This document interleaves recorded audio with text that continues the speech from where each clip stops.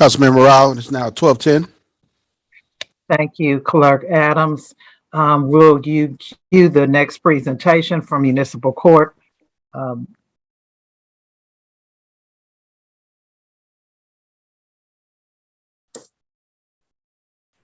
Thank you, Councilwoman Morale. Should I begin? Absolutely. Good afternoon, everyone. I think I know everyone here. I'm LaDon Blackett-Jones, your interim court administrator. Happy to bring you our budget proposal for this upcoming year. I want to start with some goals and objectives for the 22 fiscal year. By this upcoming fiscal year, we would like to create a fully hybrid court. As we all know, the pandemic has forced us to try new things. A hybrid virtual and in-person court is one of those ideas that I wish I would have thought of well before the pandemic, because frankly, it just makes more sense. Our goal would be to maintain the virtual court proceedings as the default proceedings. So just like now, whenever someone receives a citation, particularly our traffic citations, they will be defaulted to the virtual court hearings. Overwhelmingly, our citizens and people who live outside the city prefer that because they're able to continue with their day-to-day, avoid traffic, avoid going through security. However, we will have provisions for in-person proceedings for those people who don't have the technology available, who are not comfortable with the technology. And of course, for those serious cases where the person simply needs to appear in court, maybe because their case may result in jail time or arrest, which are very few of our cases. As well as any cases where defendants have failed to appear in virtual court when requested, those will be in person. We will also want to hope to create an opportunity for citywide kiosk options. Our virtual court process, as we continue to approve it each hearing, has gone so well that we would like to create a layout for the council and the city to consider for future years that will allow citizens who don't have the technology at home to be able to appear in court at any number of our city facilities, because all it requires is a kiosk or a tablet or some other item where they can participate in the court proceedings, have a discrete hearing, but still have access to our court processes. Another goal that we have is reorganizing our structure in the clerk's office. As you all are aware, I was your city solicitor, so I was able to look at the clerk's office from a different point of view to see things that worked well, things that were efficient, as well as things that were not efficient. You have a great team of clerks. Many of them have been here since the beginning. But one of the things that I feel was wrong with the structure is that it did not create room for growth. It's hard to maintain staff and keep people coming in every day, being excited to come to work if they don't have an opportunity to grow to the next level in their positions. Also, by having a standard flat clerk's office where there was one person in leadership and everyone else simply reported to them, it also did not allow us to delegate responsibilities in a way to ensure that there's some type of to ensure that everyone is doing what they need to do and create accountability. So the recommendation that I've talked with our city manager and assistant city manager about is to create what is now a case manager into a supervisory position, to include a new senior clerk, which you will see in the budget, as well as continue the 3 deputy clerks that we have. And then finally, my term ends December 31st, 2021. And so to bring in a new and quality court administrator in the fall so that they are prepared to take over in January when my term ends. In addition to that, we hope to continue to increase our customer service. We are now working through the process with a front-end customer service platform. So currently, citizens can go to southfultonpay.com. Government Windows is our payment processor. And on that website, they're able to see their fine, their court date, and pay. But there's a new payment processor, cost us zero money. They make their money off of processing the credit card cases or payments. Court Innovations is working through the process because it allows citizens to communicate with the solicitor. Let me give you an example. If someone is cited for not having a tag on their vehicle, but they did in fact have their tag, but they didn't have it on. Maybe they just got it in the mail they left it off, their husband left it off on their vehicle. They're able to bring that tag in and show it to the solicitor now. Through court innovations, they will be able to send that evidence online discreetly to the solicitor. The solicitor can still fine them and make them have to pay a fine, but it may be a fine for a different offense and not for failure to have the tag because they did in fact have it. It also will allow them to continue to make payments and get case documents in their case. It'll truly help with the processes of court. In addition to that, we want to increase virtual first appearance. So first appearance, for those who may not know, anyone who is arrested in the entire United States, in the state of Georgia, must be heard before a judge within 48 hours if they do not have a warrant, and within 72 hours if they do have a warrant. In the early days pre-pandemic, we were having court almost 7 days a week to ensure that we met that 48-hour deadline. That was very difficult for the staff. It caused a lot of extra work for the employees coming in. Now, with the use of technology, we are working with East Point Jail to allow our first appearances to occur virtually. That will include our court security with the police department going to the jail and all of the rest of the court personnel appearing online. This is a great opportunity to reduce our costs and our time. It also gives us an opportunity to have people be heard right away. So while people may have to go to jail for our offenses, we are a municipal court. So we are not dealing with anyone who has serious violent charges that come before our courts. And so many times it is not financially feasible or appropriate for those people to sit in jail for 72 hours simply because the process of getting all the employees into court just takes longer. So with this virtual first appearance, this will help to reduce the cost that we pay to East Point, will help ensure efficiency, and also doesn't burn out our staff. And I've mentioned earlier about the potential of having those citywide kiosks where appropriate to have places where people can appear in court virtually. And finally, we would like to add as a goal is to continue to expand our various online programs. Some of a shoplifting diversion program that is completely online. We've also worked on and created and are prepared to begin a code clean, that's a code enforcement diversion program for our low-level offenses that still requires everyone to pay a fine in all of the diversion programs, but it does allow them to quickly move through the process and avoid the backlog from having a number of cases for high grass or failure to get trash maintenance. And then finally, we are also implementing another diversion program related to people who fail to have their hands-free device. Right now, current state law allows them to send in a notarized statement. We've added an education component to that. And so we want to continue to expand on those education and probation components. Next slide, please. So for our accomplishments for 2021, so of course we adopted virtual court in August of 2021 in the midst of the pandemic. At the time, I thought that we were severely behind as these cases from May throughout July were starting to build up. What I learned is that we were far ahead of the curve from many other jurisdictions who simply had not opened up until well into 2021. We began having court 3 times a week and resolved thousands of cases despite not having a real process for it in the beginning. We also quickly converted our diversion cases to keep those moving from the in-person courses and classes that we had to that online platform so that we can ensure those cases move. We also in 2021 implemented the school zone calendar. As you all are aware, the school zone speeding cameras started right before the pandemic. And the very first hearing was the day that the entire world shut down. And so we were able to still implement that, change it to virtual, and pick those back up in October of 2020 so that we can move forward on the school zone cases.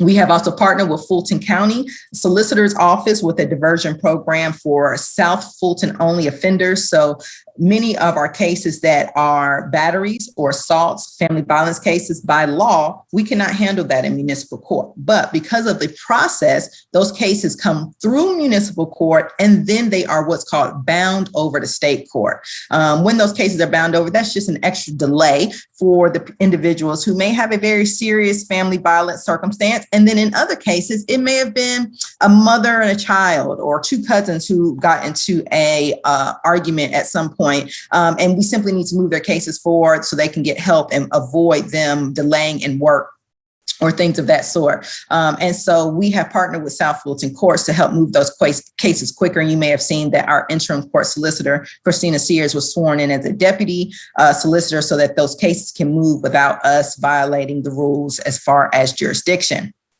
And then, of course, the hybrid court plan that I mentioned before, we began that in 2020 and 2021.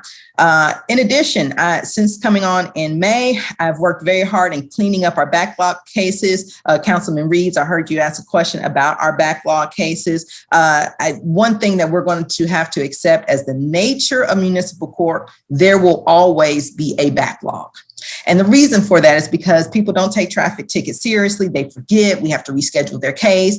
Our police department is really doing an excellent job at enforcing the laws, but we also have to be able to keep up with all the citations that they issue. When they do enforcement, things like Fulton Industrial, when they opened up, that creates an increase in the cases, and we have to adjust ourselves. So we have been working on cleaning up those backlogs, closing any expired cases, and making sure that those go well. We've also been able to identify technology fees. This council put in place a technology fee many, many years ago, but for whatever reason, it just never got caught up with the process. With the help of Ms. Bembry and her team, we were able to come in. We addressed the technology fee issue to ensure that both the police department and the courts are getting the technology fees that are added as $10 to every citation that is disposed of in the city. Those technology fees are going to go a long way for this hybrid court process that I mentioned.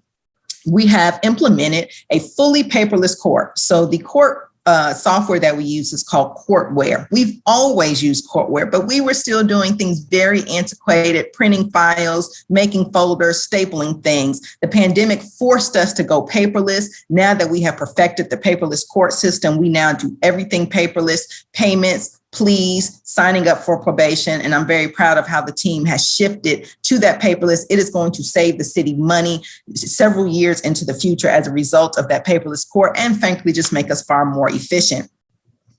In May of 2021, one of the biggest issues that we had before I came on interim is that we just did not have a very good customer service protocol. There were lots of complaints about the municipal court clerk's office, but I am happy to announce that I think that we have addressed those. I created a very implemented comprehensive customer service protocol that includes the 311, our front desk, as well as our InterDev phone system so that people can select and get information right away. And so that is a significant accomplishment because at this point forward, if anyone calls the City of South Fulton Municipal Court Clerk's Office, I hope that they will report to you all that they receive good and quality services. That is not to be confused, though, with people who may call the Processing Center of South Fulton, which is the school zone camera district that's completely separate. Many times people do not know the difference. And then finally, updating again the use of technology by using online forms. So if you all want to peruse our southfultoncourt.com website, you will see that if people miss their court date, they can go there and sign up for a new court date. Attorneys can now e-file their entries of appearances and other important documents with the court, and people can access all the information they need online. So the proposed budget for the municipal court does not have a whole lot of changes. There were two major changes that you would note. We initially started the city, and I think it was a smart idea, but now that we've seen 4 years of this, we had a full-time public defender assigned to court. But because we are dealing primarily with traffic tickets today, for example, we are actually in court right now. We've had 2 hearings today. The public defender was assigned to 2 of the 100 cases that we have on today's calendar. It's just not efficient use of our budget money to have a full-time paid public defender that some days has work to do, other days has nothing to do, and very rarely anything outside of court to handle. And so we are moving to a process that is similar to most jurisdictions of our size, where we have court-appointed conflict attorneys. So that means any person who elects that they need services of an attorney can still be appointed an attorney, but it's on a case-by-case basis. If an attorney is not needed, then we don't have someone simply sitting in court spending time, but rather we will call someone in. That cost savings is somewhere between $20,000 and $25,000 per year, every year, and we would get more services and more direct contact for the individuals. And then finally, the other major change is by bringing in one additional clerk to keep up with the pace of the work that the police department is bringing in. We did need one additional clerk to assist us in our process, as well as one additional in addition, we had personnel for our diversion program, but because we have moved a lot of these programs online and we have partnered with our probation department, which is a contract services, we are taking that position and turning it into a senior clerk position. So that would actually create 2 new clerk positions in the clerk's office so that we can keep up with demand.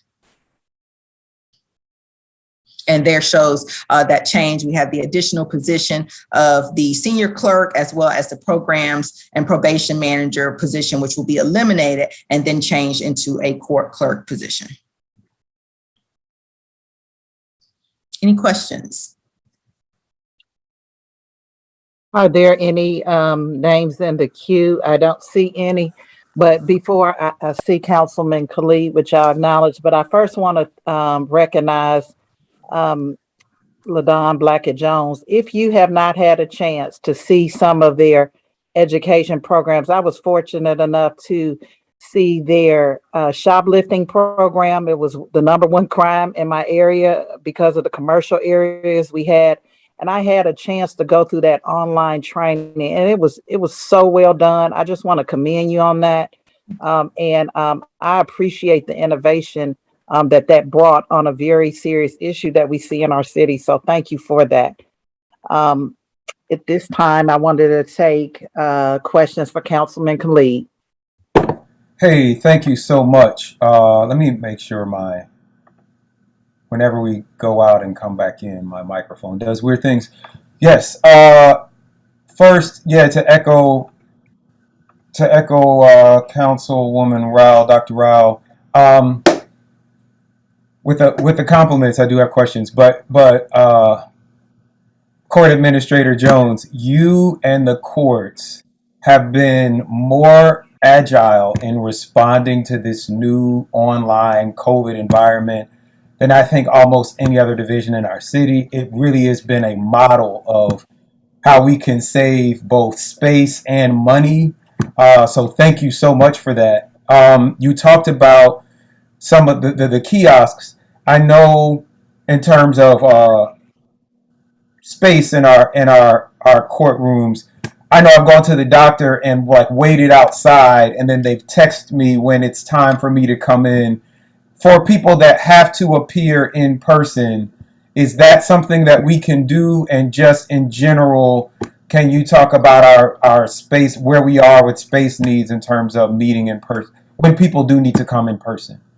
Absolutely, Councilman. So yes, we are slated to begin our first in-person court date on next Monday. We will be using the South Fulton Arts Center, the same location that you all were slated to have your council meetings. It works perfectly as a courtroom as it is, with very little adjustment for the rest of the city. So that's a great thing. And it's a location that people are familiar with. To ensure that we have proper COVID protocols, again, this was something we had as a part of our tools and courtware, but we simply weren't using it well. So there is a check-in option. And so now when people come in person to court, they will be checked in, they will be given instructions, and they will return to their vehicles. We will make exceptions for either individuals who we anticipate taking into custody, which we will know in advance, or individuals who simply don't have the technology. Not everybody has a cell phone, surprisingly enough, in 2021. And so those people will be allowed to remain in the courtroom. We will expedite their cases so that we can clear them out. Every time we do this, what we believe, if everything works out the way we want to, sometimes technology has a mind of its own, we will be simultaneously having virtual court. And so you will be able to see the people who are at home or at work and the court in person. And we're going to do that simply by people having reporting via tablets. But yes, we will be texting people, telling them when it's their turn to come in. For people who did not know the technology, many of them are going to be able to check in and then simply sit in their vehicle and remain in their vehicle for the entirety of the court hearing. And again, this is something that we're doing for COVID precautions, but our goal is to make this a long-term situation where people can simply have their car. We're working with Mr. Strickland. He already has a queuing process that the city is using for other purposes, and we intend on using that same text message queuing process when it is implemented for the courts. Awesome. That is so awesome. And just for the benefit of the listening public, that is the South Fulton Art Center at Cliftondale, not the Southwest Art Center at Cascade. That's correct. That's correct. Oh, and Councilman, you also mentioned about the kiosk. So again, this is a dream of mine that I want to leave you all with, but I do encourage the council, as you all are in your districts, to think about what are those places, right? Whether it be an art center or they can join in. I think we would be doing something absolutely revolutionary at only the additional cost of a tablet. To help that they are not doing in any other jurisdictions, and it can be done very seamlessly with our current setup. Love that innovation. Would the kiosks, they don't have to, I'm just asking, but would the kiosks take cash payments? Because I know a lot of our folks are still paying by cash.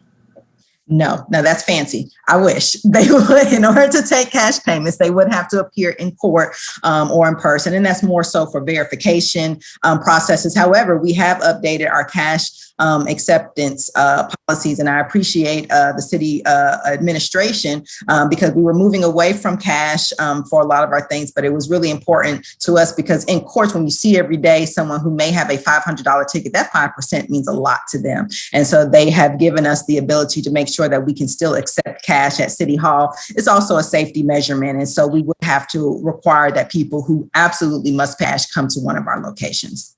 Awesome. Yeah. And thank you, Dr. Baker, for, acknowledging that, all our folks ain't on, we're not all in 21st century yet. The shoplifting program to equity, Dr. Rao, it's award winning. And I don't know that people know that you've actually won awards for that program. I, however, am being told by the outgoing manager at the Walmart on Old National that they are planning to move to 100% self-checkout in 2022. I know that also there have been reports of increased roadblocks and traffic tickets being written. I don't know if there's some sort of quota that we're going for, and that code enforcement has also been writing more tickets. In your plan, are you planning to hire new staff for all of these new tickets? Like, we've been writing more tickets. Has the number of staff that we have changed?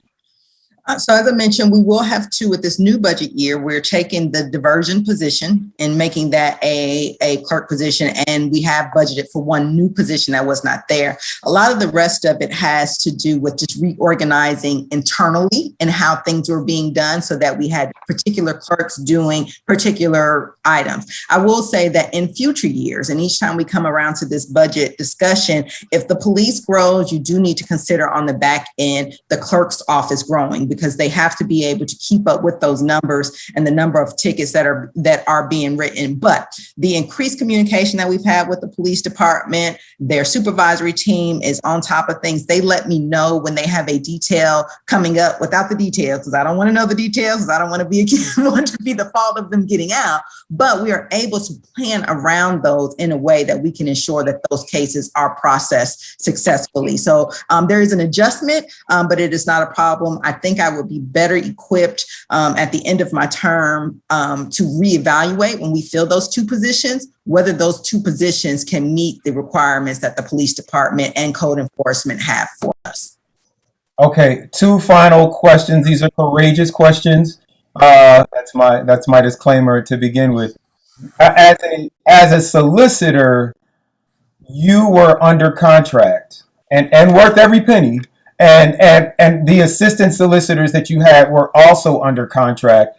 As we grow our municipal court system, do you think that is the best way long term to keep contracting, or do at some point do we need to? I know we don't maybe need a paid defense, but like, do we need to pay do we need to bring the solicitors in-house? So that is a 6 in one hand, half dozen in the other type of thing, right? So I think there are benefits on both ends. However, consider this is a full-time job, or the solicitor's position is a full-time job, right? Because they're in court every day and when they're not in court. If you have one person as solicitor, the result is what happens when they go on vacation? This court shut down. What happens if they get sick? Do you not have a solicitor in court? They're absolutely mandatory. In a contract, you know you will have someone in court every single day, and court does not have to stop. If the judges have pro tem judges that can fill in, the clerks have multiple clerks that can fill in, you're going to either need to have a solicitor with assistant solicitors on salary, or continue with the contract formula so that they can ensure that court is covered at all times, even when they're out sick or on vacation. Okay, and then my final question is, our speed camera contract is up in December. Do you have any, and you may not be ready to answer this question, or you may want to answer it offline, but do you have any recommendations on any amendments that we need to negotiate in next year's contract, or using Blue Line going forward? So I'm going to stay away from negotiating the contract and leave that to our city attorney. This is what I am willing to say, and I'm more than happy to have additional discussions offline outside of this budget hearing. In the same way that I made that huge efforts and making sure that every time someone calls into the clerk's office that they get an answer, that they get respect, that they receive the information that they need to the best of our ability. I would expect that out of anybody who worked for me if they were working for the LBJ group. And I would say that it may behoove the city to consider, are they getting that same type of quality for those who are working for them? And that's something that I think each council person or the administration can look at on their own. I'm happy to provide you all some information so that you all can make the calls yourselves and see, if you were a citizen or one of your constituents, are you getting the proper customer service that you believe your constituents would get? And I'll leave it with that. Awesome. Thank you so much. Next in the queue, we have Councilwoman Gilliard, and followed by Council Member Reeves. Thank you so much for your presentation. You've been very innovative and made a lot of excellent changes, I think. I want to thank you for establishing the virtual court and for looking out for those folks who can't and don't like to attend virtually. I think that is really important, and not enough attention is paid to that. And there are a lot of people that really don't like to function virtually. So that's number one. Number two, I really am excited about personnel having the chance to grow and develop into other positions if they choose to do so. And lastly, the kiosk is an excellent example as well. Now, there aren't any buildings in District 4, but perhaps we may be able to use the police precinct, establish one there. I don't know if that's possible or not. Do you think that might be possible? That would be the only place that we could have a kiosk in our district. Absolutely. So to your first issue with technology, I will tell you, it is as frustrating for us as it is for the people who are uncomfortable with technology, trying to help them through that. So that is definitely a no-brainer for us to make sure that there are options for both, for all those reasons. Yes, a police department, and I don't want to tread on Chief Meadows' area the same way I would not want to tread on the parks, but yes, a kiosk at any location where it can be secured by our staff, as well as have access during business hours in which someone in court would be an excellent idea. And so I hope to leave you all with a list of suggested places once we are at that point, and with some examples of what that looks like. And hopefully for December, we can at least beta test one to see how it works, to see if citizens are even interested in going there, and would make use of it. Oh, okay, so I will, when we talk to the police department, I'll just ask because I'm curious. So thank you so much. Excellent presentation. Thank you, Councilwoman. Councilman Reeves.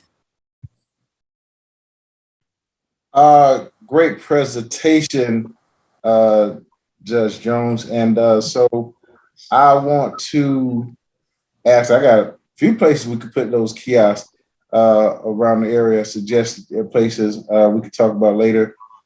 But with the anticipation, do you anticipate a backlog of hearing cases right now? And do you anticipate adding any or contracting out any judges or solicitors in the near future to reduce the backlog of any cases, if any? Councilman Reeves, I think you've been hacking into my computer to know exactly what's coming down the pike.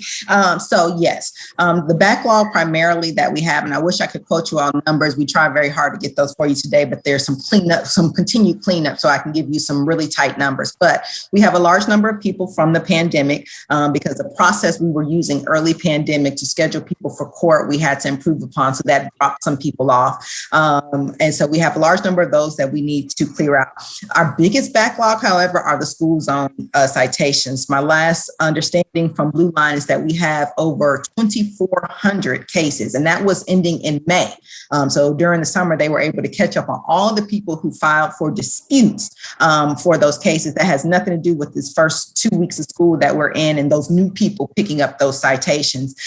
And so that is going to require a pretty heavy lift. We currently see 100 people per hearing, and we have 2 hearings per day once a month. We are going to have to increase that. So where you may have been hacking into my computer is that we have a request that will be pending to allow us to have more pro tem, our pro tem judges fill in more often. Currently, the city chief judges contract requires that he appear at 70% of the hearings. We are going to ask for a temporary, not permanent, change for that so that we are able to multitask and have multiple virtual courtrooms going on at once. Cost us no more money. It does take our clerks in having them in court, and when they're in court, they can't do any of the back end work that is required. But we're hoping to schedule a massive month worth of picking up those cases. If we run 3 judges, 3 courtrooms at a time, we believe that we can get all 2,400 of those backlog cases done in a shorter amount of time. Now, the reason why we will work on those cases and not our own backlog is because those cases do not have a solicitor president, because obviously the solicitor can only be in one place at a time to be in court. And because those cases are civil cases, they happen only with the judge and the clerk of court in person, or in court. And so we would try to clear the backlog that way. But myself and Chief Judge Sheridan have been working extremely hard to figure out how do we now add in these backloads of cases. We will be doing that. You'll soon be hearing that from communications where we're announcing, hey, we have FTA First Fridays, come in and clear your backlog if you did not appear in 2020 to come and have your case resolved, and other similar options like that to try to get some of that backlog. And again, when I leave, my goal is to at least leave you all with a specific number of backlog cases and a plan in order to address that backlog in a certain time period. But again, you will always have backlog in courts, but we want to have a reasonable and appropriate backlog. Well, and thank you so much for that detailed explanation. And where that comes from is because of the backlog which Fulton County has for their evictions. And so I would just rather assume that it would be a trickle down effect. And just for the edification of the public facing evictions, is it true that only a marshal can serve an eviction notice?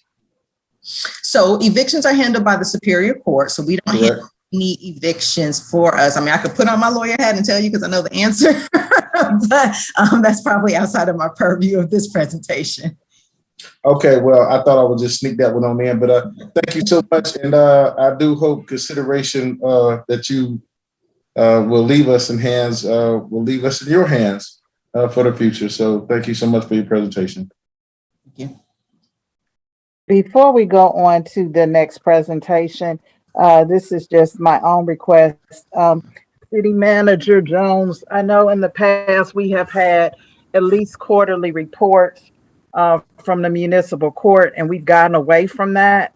I would like to see those return. It's consistent with best practices, and at least keeps us in tune in general what's going on outside of these budget hearings. So I would request that in the future they be added periodically on maybe on a quarterly basis to a work session to give us an update. Okay, I will do. Thank you for letting me know about that. And if I may also add, Council, I'll be happy to do those as well, because I was not privy to the previous quarterly reports. And then also just based on what I've learned from the previous administration, I would love for any council person through Administrator Jones to just tell me what types of things you all want to know, so I can make sure that I include that. So I'm not just giving you words on paper, but you actually are getting the kind of quality information you seek. Thank you. I would direct you to GMA's Guide on Municipal Courts. They have some great information that indicates what city council members should be aware of with their municipal courts. I think if it's aligned with that, I think we'd be on the right path. Thank you very much. I'll do that. Thank you so much. Seeing no other hands, I'd like to station Human Resources, Nikki Porter. Sorry, Nikki Graham, I'm sorry. That's okay. Good afternoon, everyone. How are you all? I'm presenting on the Human Resources. I'm Nikki Graham, the HR Director for the City of South Fulton. I started in April of this year, so a lot of things I'm presenting to you all are things that have happened while I've been here and things that I'm projecting as goals and objectives for the department going forward. A couple of things that I want to bring up is the employee engagement events. Since I've been here, one of the things that we've started or did this past May 14th was the employee appreciation. And that was at Welcome All Park. It was a big event to bring the employees back into the office to help them feel comfortable with coming into the workplace. So that was the big push and initiative when I started, was to transition us from teleworking back into the office. And we were successful in doing that, and also in helping anyone that had accommodation requests, getting those met so that they could feel comfortable with coming into the office. And then once we were able to successfully get everyone in the office, we hosted the employee appreciation event. One of the things that we are going to do in regards to new hires is part of our events that we've budgeted for this fiscal year coming is a new hire quarterly breakfast. What that will entail is bringing our new hires that start within each quarter together for a breakfast and just kind of touch base with them. We find that these practices, when we just touch base with them, it helps with the retention of the employees. So our retention plan for our new hires is to meet with them 30, 60, and 90 days as a follow-up, just to see how they're doing, what their resources are, if they need anything in their departments, if they need anything from Human Resources. It could be they haven't received their insurance cards, or they want to make a change to a benefit. We can talk to them about that and help them through those types of decisions. As well, one of the things that we're looking at implementing going forward is training programs. I have been doing training with the police department, especially. I've been sitting in on their supervisory training that they just recently had, and just going over some of the policies and procedures that need clarification from what we're doing in practice in comparison to what our policies are saying written. A lot of things that have come to me since I've been here, I've just been asking questions, learning, understanding the culture behind the decisions that have been made in the past, and helping to streamline and make sure that the practices line up with the policies that we're implementing. If we need to change the policy to better suit the practice, whichever, making sure that we're just being consistent and fair as we move forward in all our decisions. So I've been doing training on the policies. I've done harassment training with the supervisors and department head meetings as well. I just did a recruitment training with the department heads, just to, again, streamline practices make sure everyone understands exactly how recruiting works and how we're going to move going forward. We do with doing recruitment. Some of the things that have changed in the Human Resources Department is the staff. At this time, we have payroll and the benefits coordinator and risk management are all three housed in the Human Resources Department. As well, Human Resources now I've restructured with the change of new employees to the department. I've had the opportunity to restructure to not only decrease the department budget by 24,000 or so in staff, but also to line up our department to better serve the employees. So we'll have HR specialists. Our HR specialists will tend to the needs of recruitment or FMLA, American Disabilities Act. They'll be basically my projects team.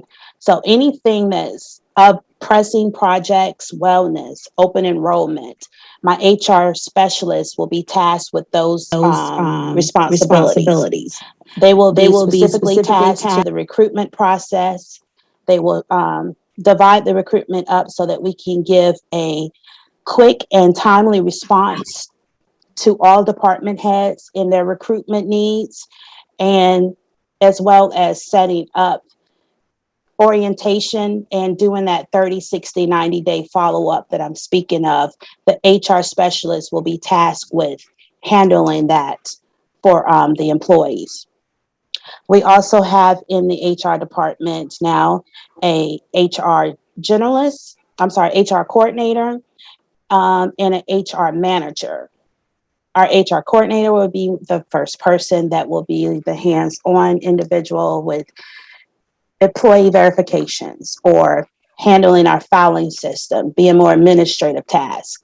Our HR manager will be the next in line, second to me, and handling all the management of the workflow for the different positions, filling in wherever we need in training opportunities where I can train in the police department, they can train in finance or planning or wherever the needs are, handling employee relations issues with me.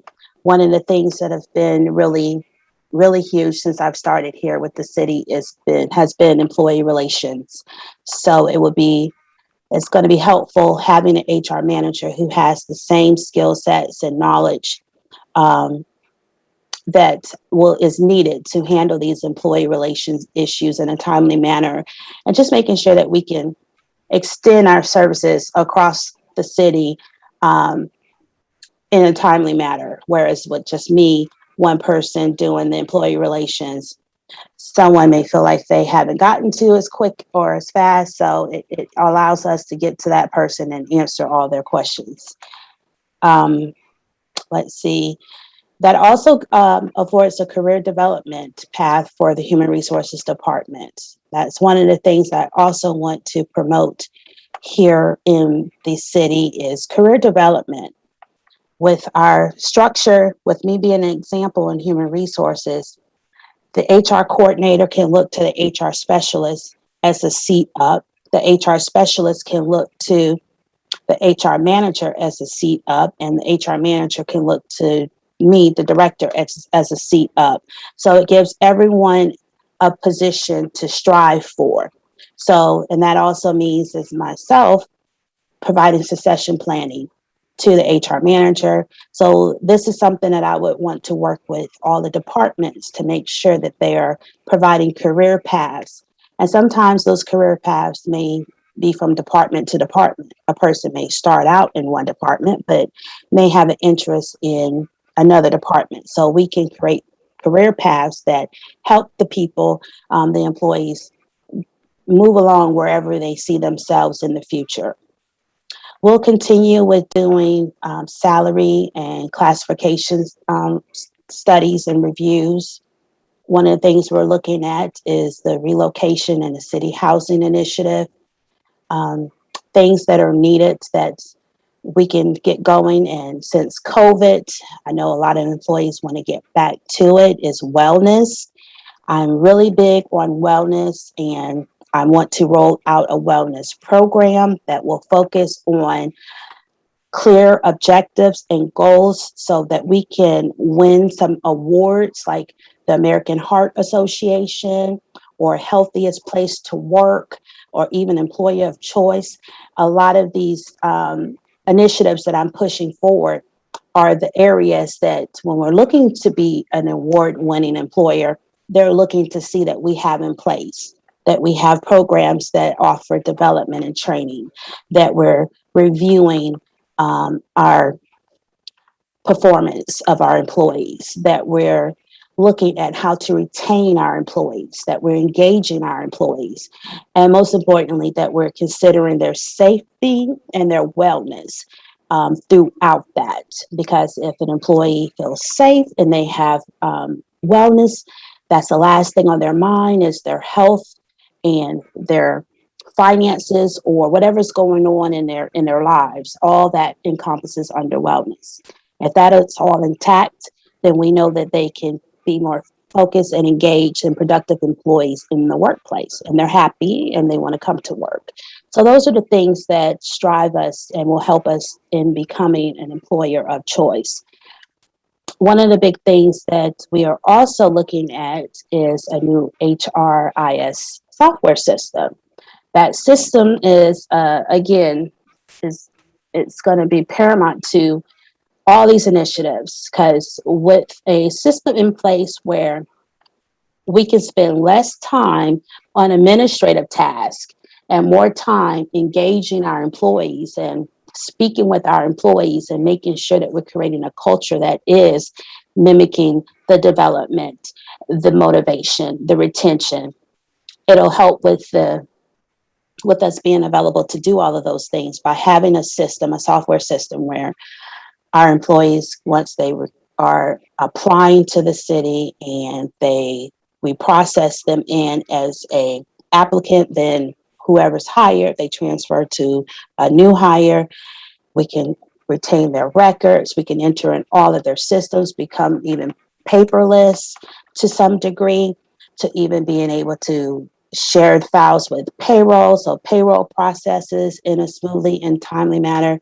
It'll just really help the department function and be more timely in handling all concerns.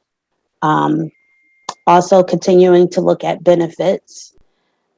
As I presented in the council workshop, benefits open renewal is happening. And I was pleased to be able to switch us to a level funding plan. You can go to the next slide. Thanks. Okay. With benefits, we switched to a level funding plan with Anthem. One of the great things about doing that on the Anthem plan is previously we were on a fully insured plan. So what happens with that is if there's any cost savings or any savings that we would have had if we didn't have large claims, all that leftover money would go towards administrative fees to Anthem, and the city doesn't see or reap any of that benefit. On a level funding plan, the opposite will happen. If we continue to trend where our large claims are under 75% to 72% is what they've been trending since the city has been established, then under level funding plan, we will get that difference from 75 to 100%. We will get that shared with Anthem and the city back. So if we happen to have a year where we do have a large claim and there is no cost savings, then there's no penalty for that. The only factor would be is in our open enrollment is when they look at our percentage renewal rate, but we can negotiate that. So it's only benefits in being level funded because we get to share in that cost savings versus having it go towards administration fees. So that's pretty much it. And then with our personnel costs, again, I just want to bring up the fact that with the restructuring, was able to reduce personnel costs. And we just cut costs all the way across during COVID. A lot of things did have to be halted while the city brought back the employees. So the main thing we're going to be doing now is the restructure and focusing on streamlining processes to serve the employees better. And as I mentioned, risk management is also in the city. So with risk management, we'll be looking at things. We were awarded a 20,000 grant from GERMA, as well as we've been doing a lot of things here to implement COVA mitigations with the exposures to the employees. We will continue to do that. We will continue to evaluate the numbers and make suggestions to city manager and council. And that's it. Have any questions?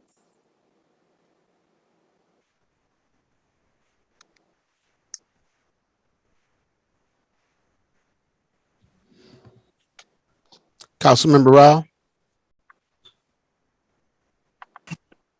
Yes, if you can go ahead and proceed with community development. I didn't know if Councilmember Khalid was in the queue. Proceed. I am. Councilman Khalid. Thank you. How you doing, Ms. Graham? First of all, I see you got a window. Hi. I'm sorry, I didn't hear you. I said, I see you got a window. Congratulations. Oh, thank you.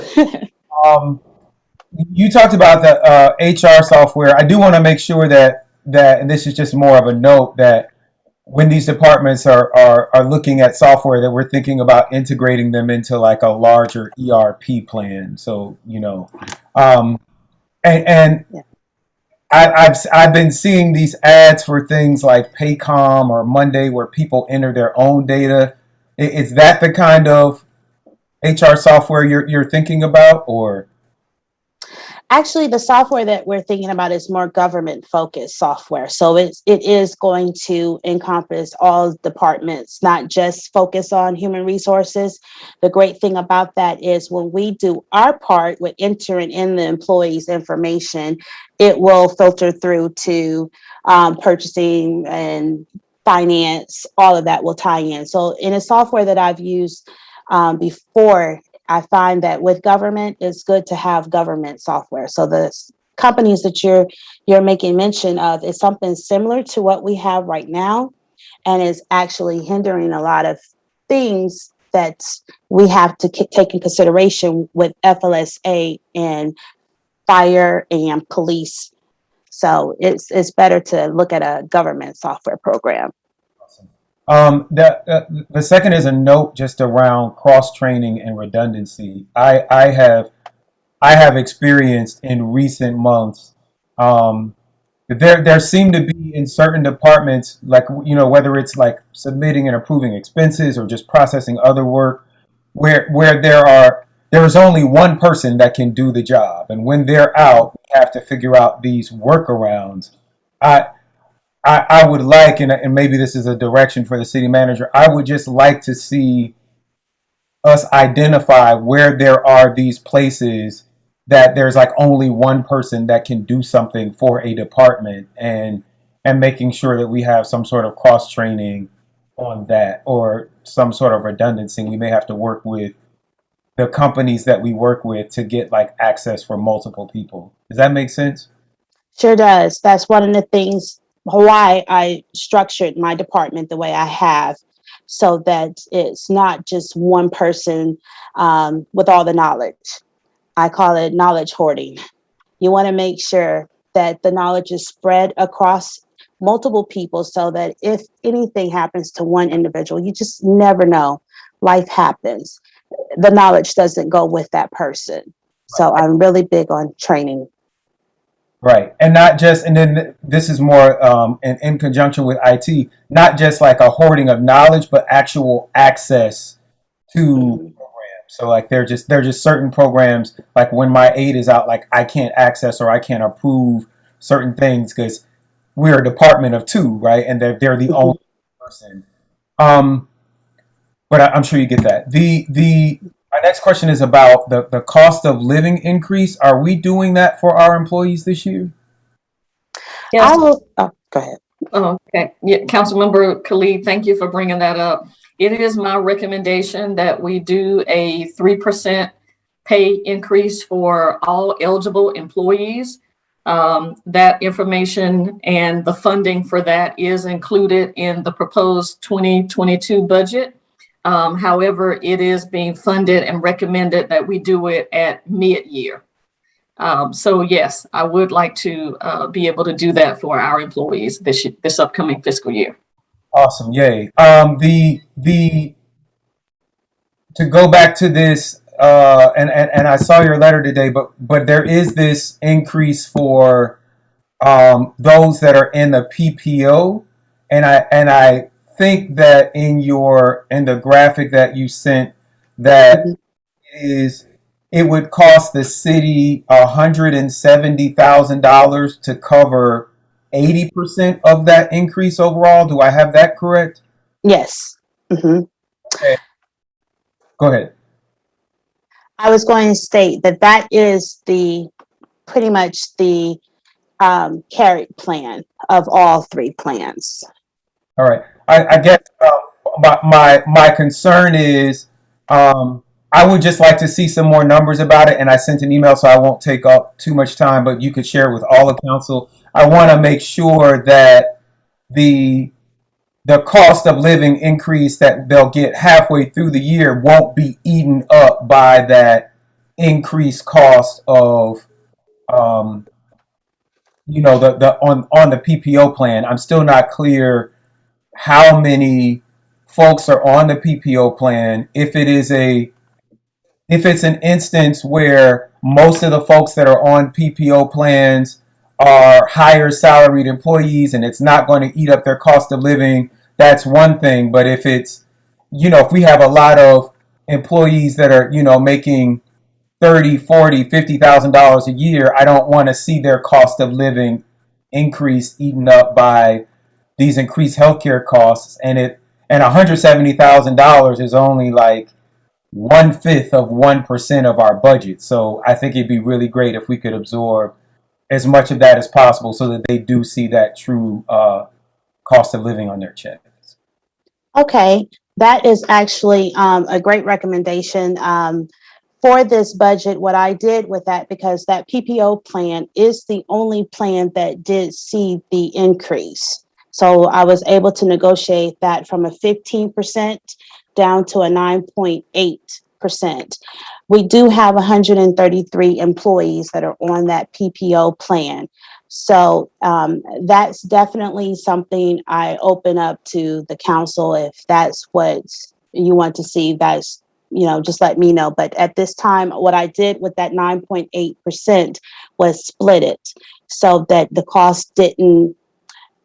employees didn't absorb so much of it. The employer will absorb more of it than the employees. So it's a slight increase. Awesome. So yeah, I did send that request, and if you could get that matrix back, that would help us as a council in making our decisions. Okay. Thank you. Mm-hmm.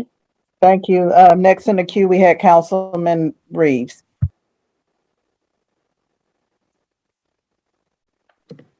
Councilman Reeves, thank you so much. And so, Ms. HR Director, where are we at with the hiring of positions currently available?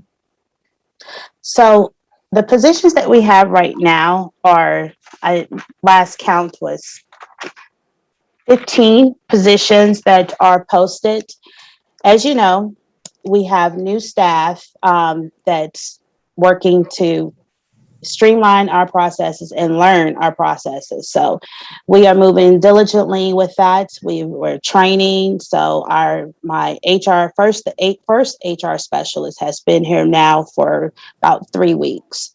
So we are interviewing, we are posting positions as they come in. So we're moving quickly and diligently as possible. We don't want to, we just had 9 in orientation this past Monday come into the city. So we're moving quickly. even spite the disruption of having staff leave and staff come on that need to be trained. So we're moving diligently and quickly as possible. So when is your next orientation for the current onboarding individuals? The 30th. Thank you. You're welcome. Thank you for the question. And I like to note that even with us having new staff come into the Human Resources Department, we haven't had any downtime where we didn't do orientation. Orientation has flowed as scheduled every other week. So we're getting them in. So special orientation, that's for special individuals, for special positions, can be expedited up if the need is necessary, correct? For special positions, if someone is ready they're through with the process, we won't move them into orientation until they have completed the background process completely and they're ready to start. So if there is a need where, for example, police often have positions that they need to rush in because they have people that are going to post-mandate school, then of course we accommodate. So anytime that we need to accommodate for somebody to get in, we will hold an orientation outside of the every other week. Thank you. You're welcome. Thank you for your presentation, Ms. Graham. I don't see any other hands raised.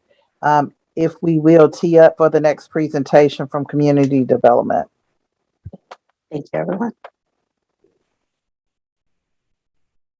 Well, good afternoon, Mayor and Council. Thank you for this opportunity to share the items that we're looking to push forward for the upcoming budget year. I am Shayla Reed. I'm the Director for Community Development and Regulatory Affairs. And so if I will, I'll go first into the first slide of goals and opportunities. So we have pushed to have our impact fee study done. We have geared up by allowing for our comprehensive plan to carry out. As you all may know, that the comprehensive plan is the initial start. It identifies the need for impact fee. And from there, the impact fee study is carried out through either a consultant or a staff member. We are asking for that particular role to be pulled through a consultant, who you'll see inside of the budget. We have asked in this current budget for funding to carry that out. And so we're looking forward to seeing the 5-year plan come about to mention the impact fee study need. Going into that, the city adoption of the comprehensive plan. So we are currently in the last round of public comments and allowing for there to be more constituents to weigh in on their needs and desires. We've done so for the last 8 months, and we're close to rounding that up. And we have recently met with each of you council members to hear your concerns and your desires for future land use. That was a very, very successful operation. I believe that every council member left with their needs heard, as well as understanding how you would like for us to move forward with that particular map. So thank you for your time in that. As well, just to kind of note for the record that council will be scheduled to adopt that plan by October 31st, 2021. We are looking to have this file pushed forward starting the upcoming fiscal year. So you'll see in the adoption of this file, it'll identify a 5-year focus with identified programs and plans. And from there, we'll be able to identify our to-do list. And that starts in this upcoming fiscal year 2022. So we have been successful with SAGES being our permitting software, as well as application software for zoning and other mechanisms. And so we unveiled this software at the peak of the pandemic, and it has been very successful in helping us tremendously with online submittals and allowing for social distancing, where we had the facility, as far as City Hall, closed, but we were working from home, but we were still taking applications in. So there was never a gap for us during the pandemic. And of course, we still was able, excuse me, to bring in revenue as it pertains to permitting for that operation in itself.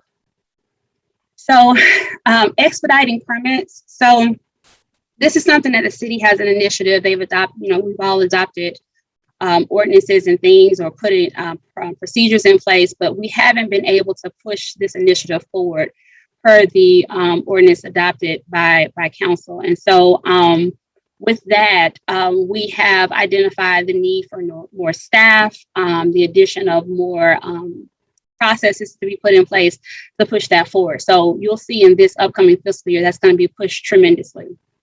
In doing so, we'll be hiring new positions or creating new positions, either or, to further that initiative. For example, we have land inspectors. We have 2 current land inspectors. They are remarkable in going out to ensure that development is following through. However, there's only 2 of them. And so we're looking to add a 3rd individual on roll. In addition to that, they'll be handling the zoning component of it as well, to where, for example, if council places conditions on a zoning item, this particular individual will be assigned to go out and review such, ensuring that, for example, if staggered setbacks is required, they're going to be going out to check that. If a certain amount of parking spaces are required as well for commercial, they'll go out and check that.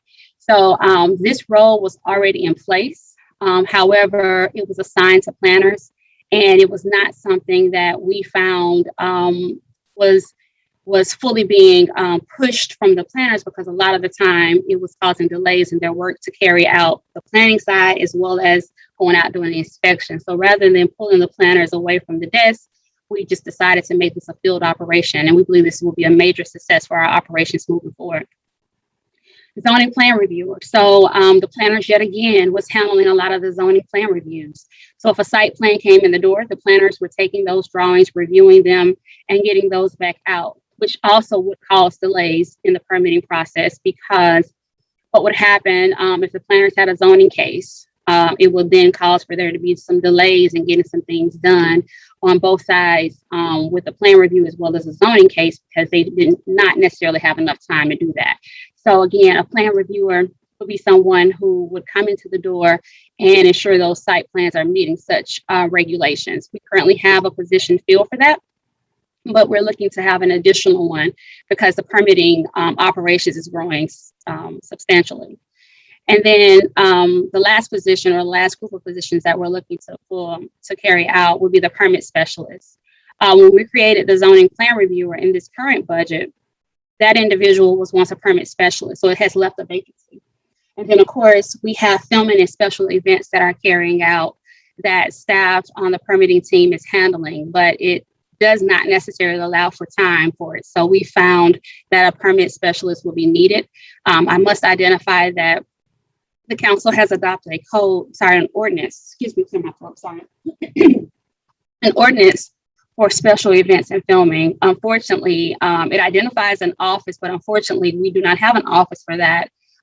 So we have staffing that we're proposing to have to function in this operation. So we believe that if we have this particular seat filled to function for those operations of filming and special events, it would meet the marker identified inside of the ordinance. So with Fulton Industrial Boulevard coming on play, we believe that necessarily would be needed because, as you know, filming is carried out substantially on Fulton Industrial Boulevard.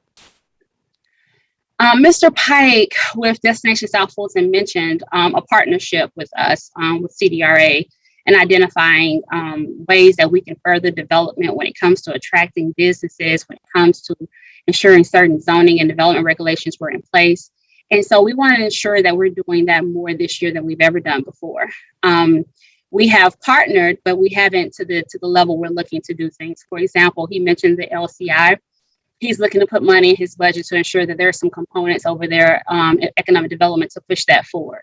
In addition to that, with the comprehensive plan being adopted very soon in October, his economic development plan that was recently adopted, there are certain areas of focus that we are believing that our partnership amongst both departments will definitely push forward sound development. So this is something we're looking forward to pushing substantially in the next fiscal year. So with customer service efficiency, that's needed across the board. As you know, CDRA's primary service is to serve residents, whether it be businesses, whether it be any constituents that may come into the door looking to operate a sound structured business. And so in order to do that, we're looking to make sure that our services are pushing the customer service portion fully. So you'll see new things come in the door or enhance things. As I mentioned, Sages is one of our operations that we're looking to further the customer service portion of our job, because the more we're providing a better service to our customers, of course, the better and more sound our department will be. And then lastly, of course, public education. That's something that you'll see on CDRA's initiative every year, because public education is something that's very strong. It's something that's very much needed for our public.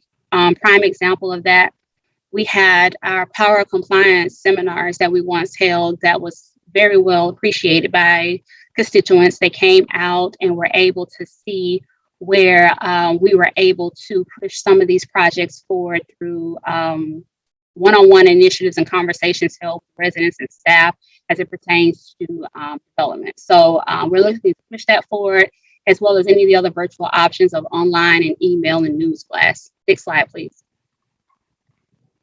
Okay, so the significant accomplishments we've had in 2021. So we've had our first SOPs created, which I am extremely proud of that. During our start in 2017 as a new city, we did not have SOPs. We did not have applications. We did not have processes and things in place that allow for us to function in providing such services. So we decided very early on that SOPs were needed to allow for us to understand what processes should be put in place to make us function even further.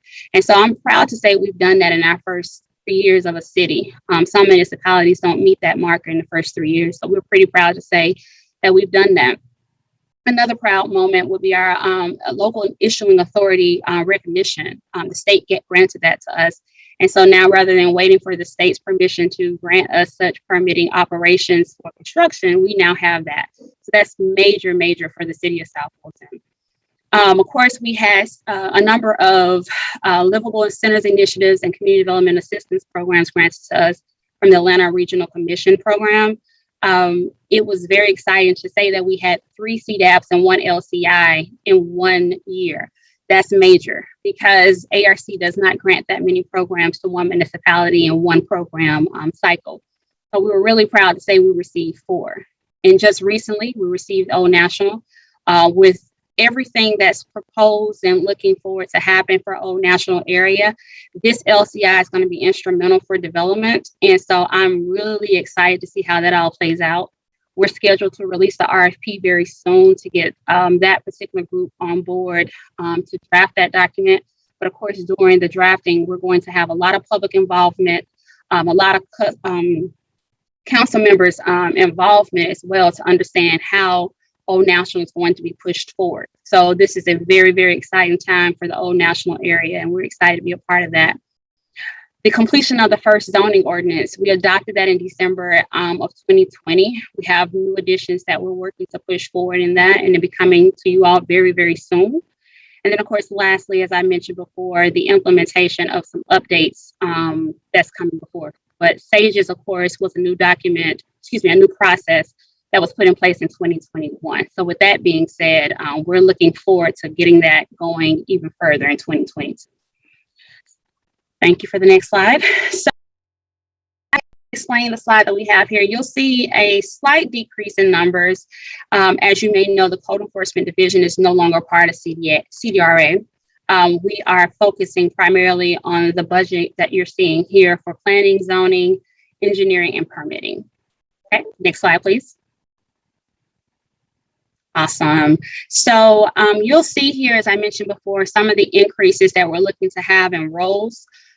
For example, you'll see that we have increased a zoning plan reviewer. We've gone from there being 1 to now 2. You'll see that we have asked for an additional permit specialist. As I mentioned, that person will be handling the filming operations and special events.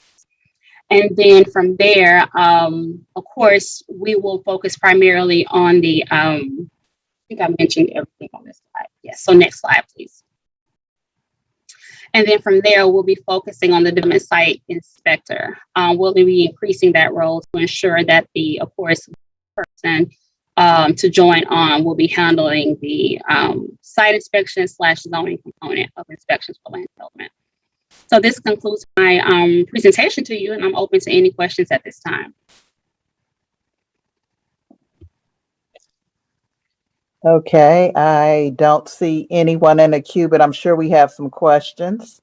I have Councilmember Khalid in the queue. Councilman Khalid, please proceed. Hey, thank you. So good to see you again, Director Reed. Love the film office. I know that there are lots of people that are filming in South Fulton, especially in like District 4, which has rural areas that are unmatched by Atlanta. So I believe that that position will pay for itself. The development inspector, is that the additional development inspector, is that like a subdivision inspector? No, sir. So thank you for that question as well. So the land developer, so anytime your engineer is granting the approval of a land disturbance permit or allowing for there to be certain infrastructure installed, these individuals go out citywide, not just for residential, but it's commercial, it's industrial, you name it. They're going out for any land disturbance or any construction to go out and ensure that whatever is being placed into the ground is also what's being approved on paper. So that's their necessary roles. And also another major role in this is that when bonds are being released, these are the individuals who are confirming that in fact the work that was required was done prior to the releasing of the bonds. So it's a very, very, very important role. And so, as I mentioned, permitting has not seen a gap. Even during a pandemic, we have met the marker necessary for permitting. And so and the more permits we're having, the more these land inspectors are working. Absolutely. I am, and I yield to your expertise, but I know that we took this tour recently, and we're building so many subdivisions all over the city. Maybe a little too fast, but in addition to the inspectors who inspect the houses themselves, it's my understanding that some cities have subdivision inspectors that make sure that things like the drainage on the streets and the other parts of the subdivision development that are not the house itself, that those things are all in compliance. But even with the houses itself, I don't know, I guess I'm just concerned that we don't have enough inspectors for all of the subdivisions that we're building. And if you could maybe speak to that. So yes, sir, those individuals that I'm mentioning for land development would be handling that. It's their job to ensure that water flows in its direction. It's ensuring that the sidewalks are installed, the road pavement is correct and installed correctly. However, if council deems there to be a need for more than 3, of course, I'm never going to say no to that. So if you're finding that more is needed, we have been successful in finding that there are to be 2. However, it does not mean that the growth we've seen does not warrant an additional. So with that being said, yes, development is happening pretty fast. However, we have seen where the 2 have allowed for there to be an additional need. Yeah, I feel like 3 for like a nearly 100 square mile city might not be enough, but in the great tradition of Dr. Rao, if there is some national standard of, so many per 1,000 people or so many per square miles, I would just love to see if there's some, if we are at or below a national standard for that. Got it. So I can necessarily look that up and provide that information for you soon, sir. And then my last question is, and I it might be more of a public works thing, but I do think that it because engineering still falls underneath you. Before one of our engineers left, we were having a conversation about whenever, I don't want to say always, but it seems to be the case in the places that I have been looking,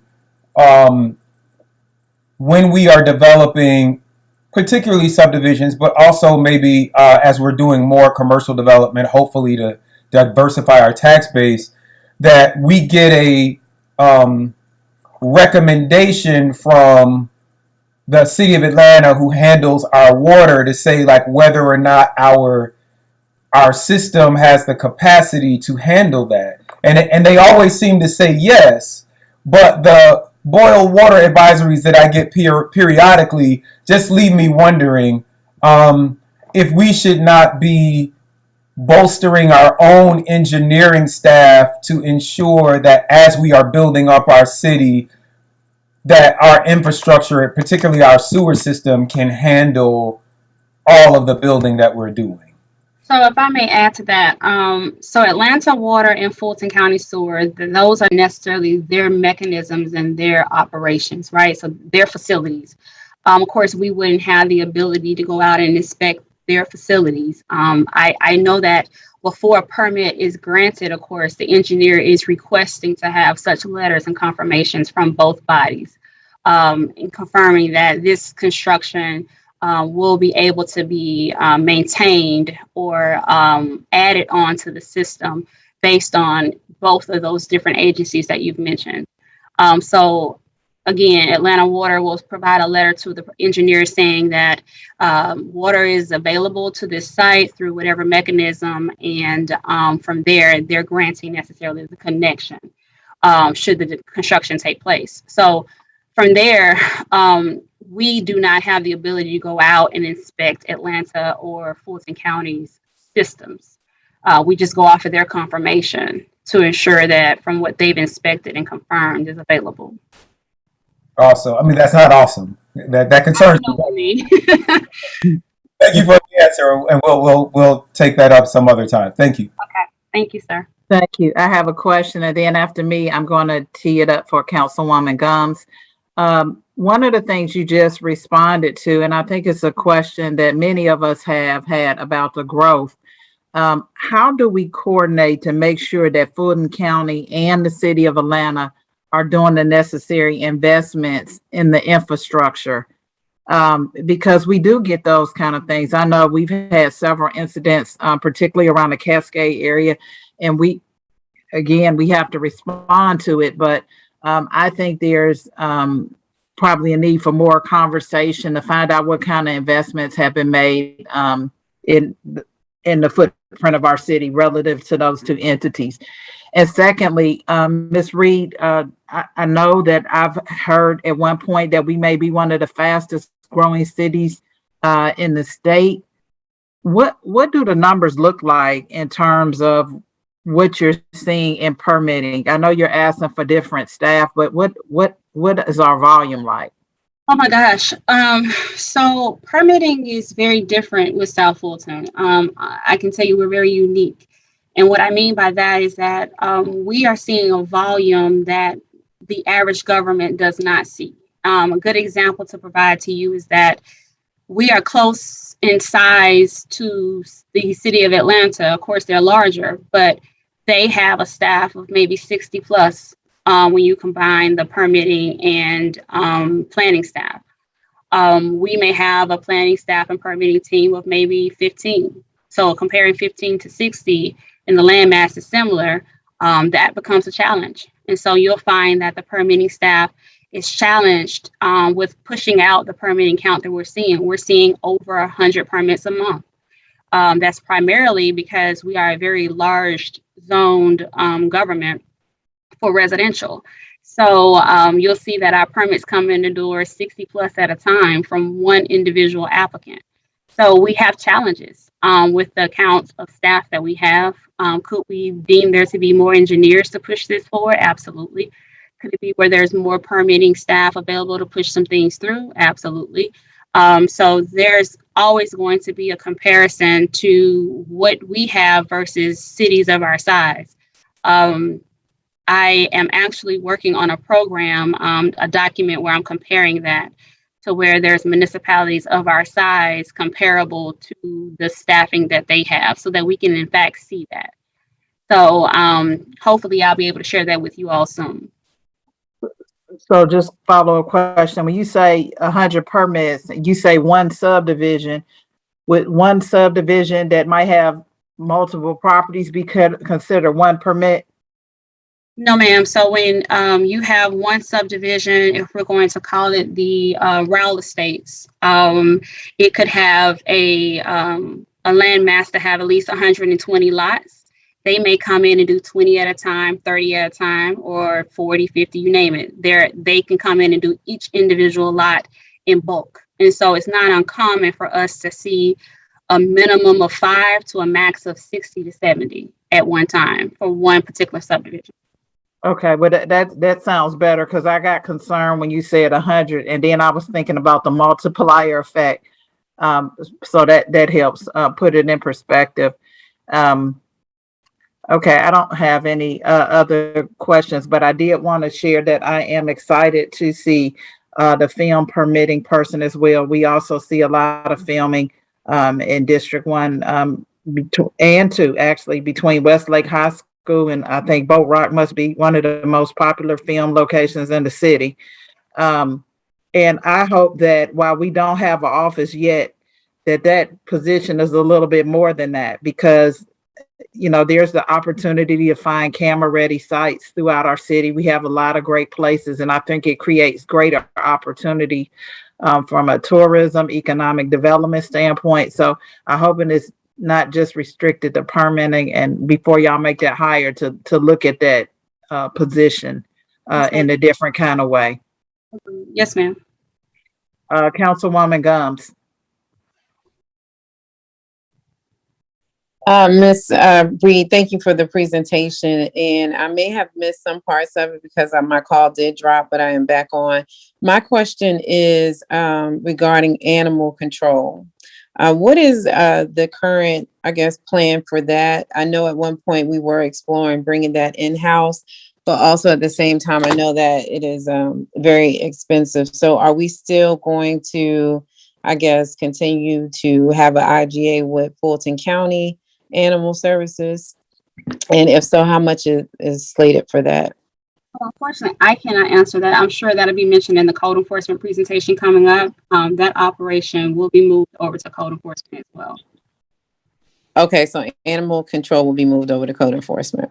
Yes, ma'am. Okay, all right, thank you. Thank you so much, Ms. Reed. If we can be teed up for the code enforcement presentation, Mr. Morris.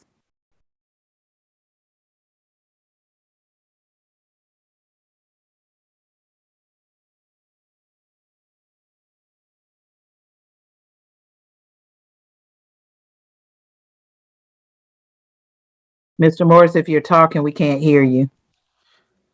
Councilmember Rao, I do not see Mr. Morris on the call, actually. Okay.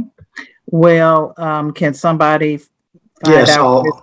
I'll go ahead and step in for Mr. Morris. He may be still tied up in his code boards. Okay. Do you want to do that, or would you like to do information technology? Yeah, I was going to recommend that we do information technology and then come back to code enforcement. I think that's appropriate. Okay. Mr. Toms. Mr. Strickland, if you'll go ahead with information technology.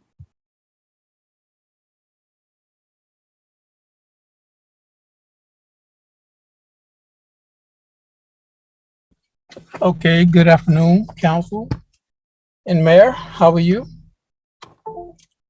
So as it relates to the information technology project or budget for this year, FY22, a part of our budget increases are based on the innovation or innovative thought of the individual and respective departments. And with that, we have technology support that goes along with that. So our overall goal for FY22 is enhancement of technology to business alignment to improve efficiencies across all departments. So some of the things that you've previously heard in the other presentations, as well as what I'm sure you'll hear in the following presentations, is there's a lot of innovation that's coming out of the departments. In our process, and our primary goal is to kind of help the actual departments innovate through technology. Enhancement of our technical capabilities to assist empowering our citizens is also based on that same concept to where we as IT, the IT department, want to be able to support the actual departments as well as citizens through core technology efforts. The next is to continue to work with private partners to improve broadband services as well as other technologies such as smart cities and things like that to assist our citizens with the proper access that everyone in this day and age should have, as well as any capabilities that we see going forward to enhance service delivery. And finally, the continued foundational preparedness of preparation and efforts towards smart city solutions, which additionally, like some of the things that, our primary focus is broadband, because without broadband or some type of connectivity, you don't, from a citizenry, be able to take advantage of smart city technologies and things like that. So a part of the last two goals are to really kind of move us forward in that space.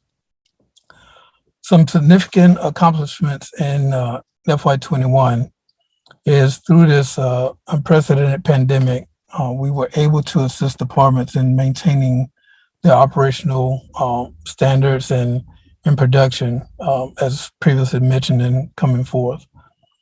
We hired some key staff that's going to enhance our ability to provide services across all departments. And I'll mention that more in the upcoming slides. We completed a technology assessment that gave us a plan to identify a way to enhance our current service delivery to departments and the city as a whole. That report is forthcoming and at a later date. We're finalizing that presentation now. We implemented a citywide training solution to enhance the department's or the internal cybersecurity awareness. We are also looking to identify a way to also assist the citizens as it relates to cybersecurity awareness. Also, there's a couple of different opportunities out there that we're trying to ensure that we're allowed to share those with the citizens, and we'll work through communications to do so. And we continue to enhance our GIS, graphical information systems capabilities to provide access to citizens as well as internal staff for daily and future operations. As it relates to personnel, we are requesting an additional person to do project management, IT project management, as well as IT business management. If you go back to the previous slide for 1 second, thank you.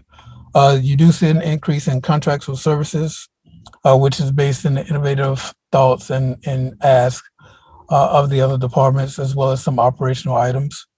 There's an increase in supplies as well that goes along with the increase in multiple or additional locations that have been approved by council and is supporting their technology needs. There was a cut in the capital outlay, which was moved to capital. And the overall, you see the overall growth in the actual overall budget. Next slide, please. As it relates to the positions stay pretty flat, with the exception of the administrative coordinator 2, which, as I said previously, will be focused around business management and project IT project management for all of the tasks and things that are coming forward with the previous departments. We are in the final stages of, we have all positions hired except for the GIS analysts. They've already been accepted and we're going through the approval process for them to be brought on board. Next slide, please. I'll be open to any questions.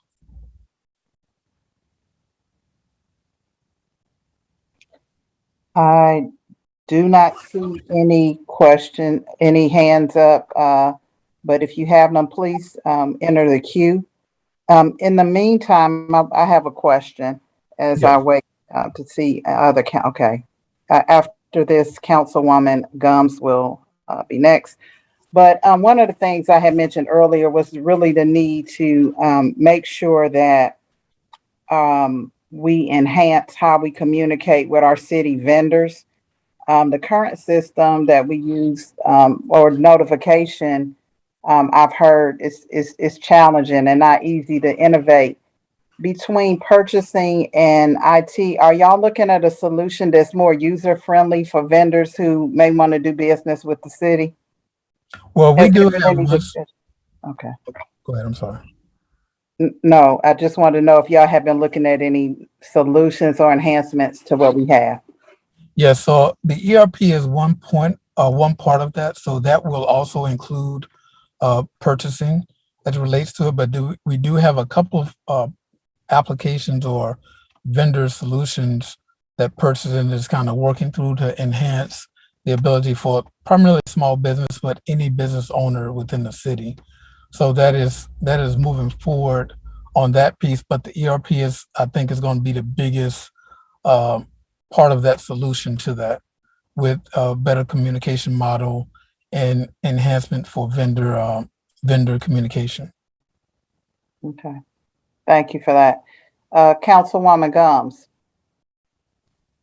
Mr. Strickland, thank you so much. I was about to call you by your first name. I apologize. With the smart city solutions that we've been, blessed to implement, do you foresee having someone or any addition to your Councilwoman, I may staff? have missed it. My audio went out, so I'm not sure. Okay. So do you foresee you needing additional staff to kind of help move some of our smart city initiatives forward? I know that's something that we implemented, I think, in 2019. So we're trying to figure out, and I know with the previous administration, we talked about maybe an innovation department. Do you foresee you needing additional staff or anything of that nature to implement some of our smart city solutions? Well, at this current moment, we've been, with the pandemic, we were delayed on hiring some of those key positions. Currently, we did not really ask for more, but I think based on, it'll be a better assessment probably around mid-year, because the staff that we did bring on, I think we'll be able to handle it for now and then have a better assessment of what the needs are going forward, because we've hired some very talented staff, and with the actual spread of, I know in earlier presentations, we talked about overlap with not one person having all the knowledge. You had to keep in mind previously through the pandemic, it's been primarily me and two other staff members running the entire department with, we had a vacancy and things like that. But with the hiring of the people and the personnel that we were able to hire over this last few months, I think we'll be okay for at least through the first half of the year, and to bring a better assessment during that time frame. And where are you currently staffed now? What number of people? I think it's 9 with the 2 that's coming on board, 10 with the 1 request. Okay. All right. Thank you. You're welcome. Thank you, Mr. Strickland. I'm excited that you have staff on board. I know if I didn't see anybody else in City Hall, I would see you in City Hall. So I'm glad to see that you getting the support you need in your department. I really appreciate y'all, and I'm very excited myself. I hope you take a vacation. Are there any other questions? If not, we'll tee up for our final presentation, code enforcement.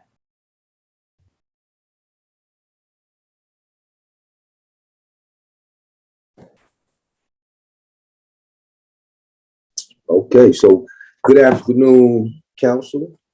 This is Brian Morris from Code Enforcement. I just want to say I'm happy to be here and thankful for the opportunity to present our upcoming goals and objectives and some of our accomplishments that we've accomplished in FY21. So beginning with some things that we are looking to do and implement in FY22, we want to continue to ratchet up our fight against blight, and we're thankful for the additional resources that were allocated for us in this fiscal year. So our goal is to complete 20 City of South Fulton funded demolitions for FY22.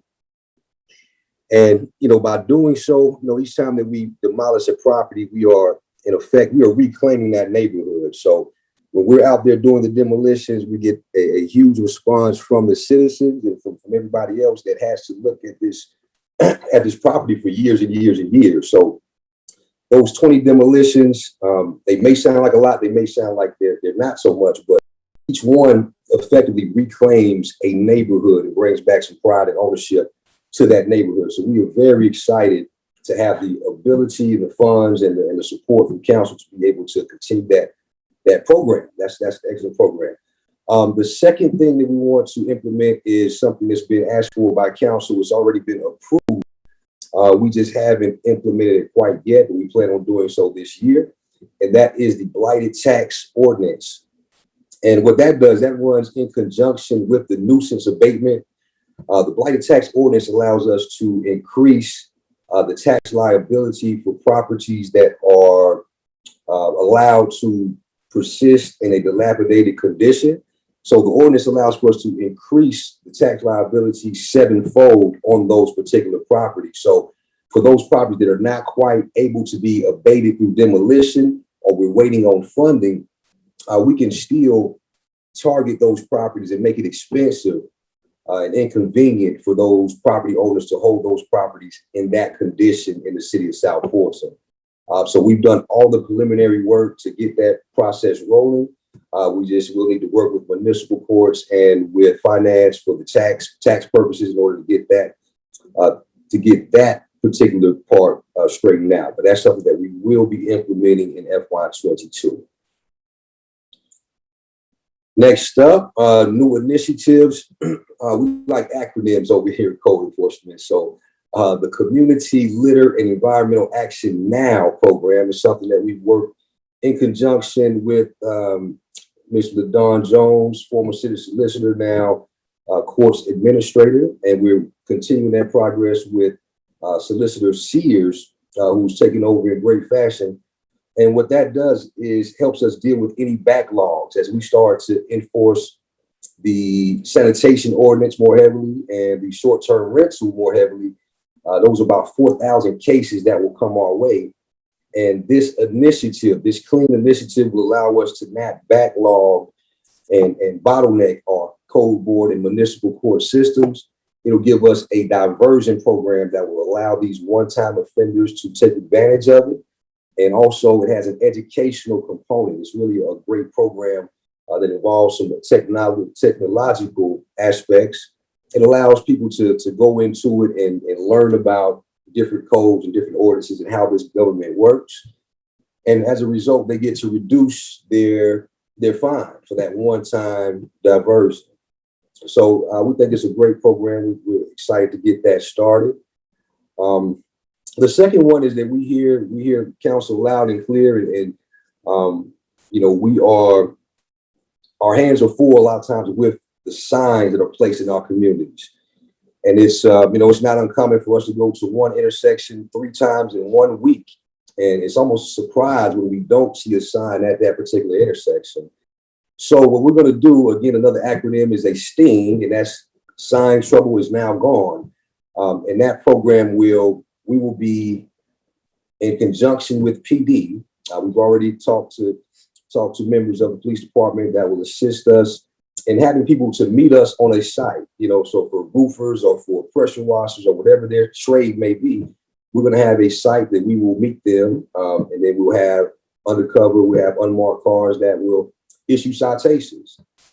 We already have issued 1 in this regard. So with these folks, you know, we try to contact them. We try to go about it different ways, and many of them just will not comply. So we recently had one of the most notorious, I guess, sign purveyors out there, which is Lopez Roofing. We did a similar action with them, and I had them in our municipal courts, and we'll be asking for $9,000 to fine for Lopez Roofing. That's $1,000 per sign.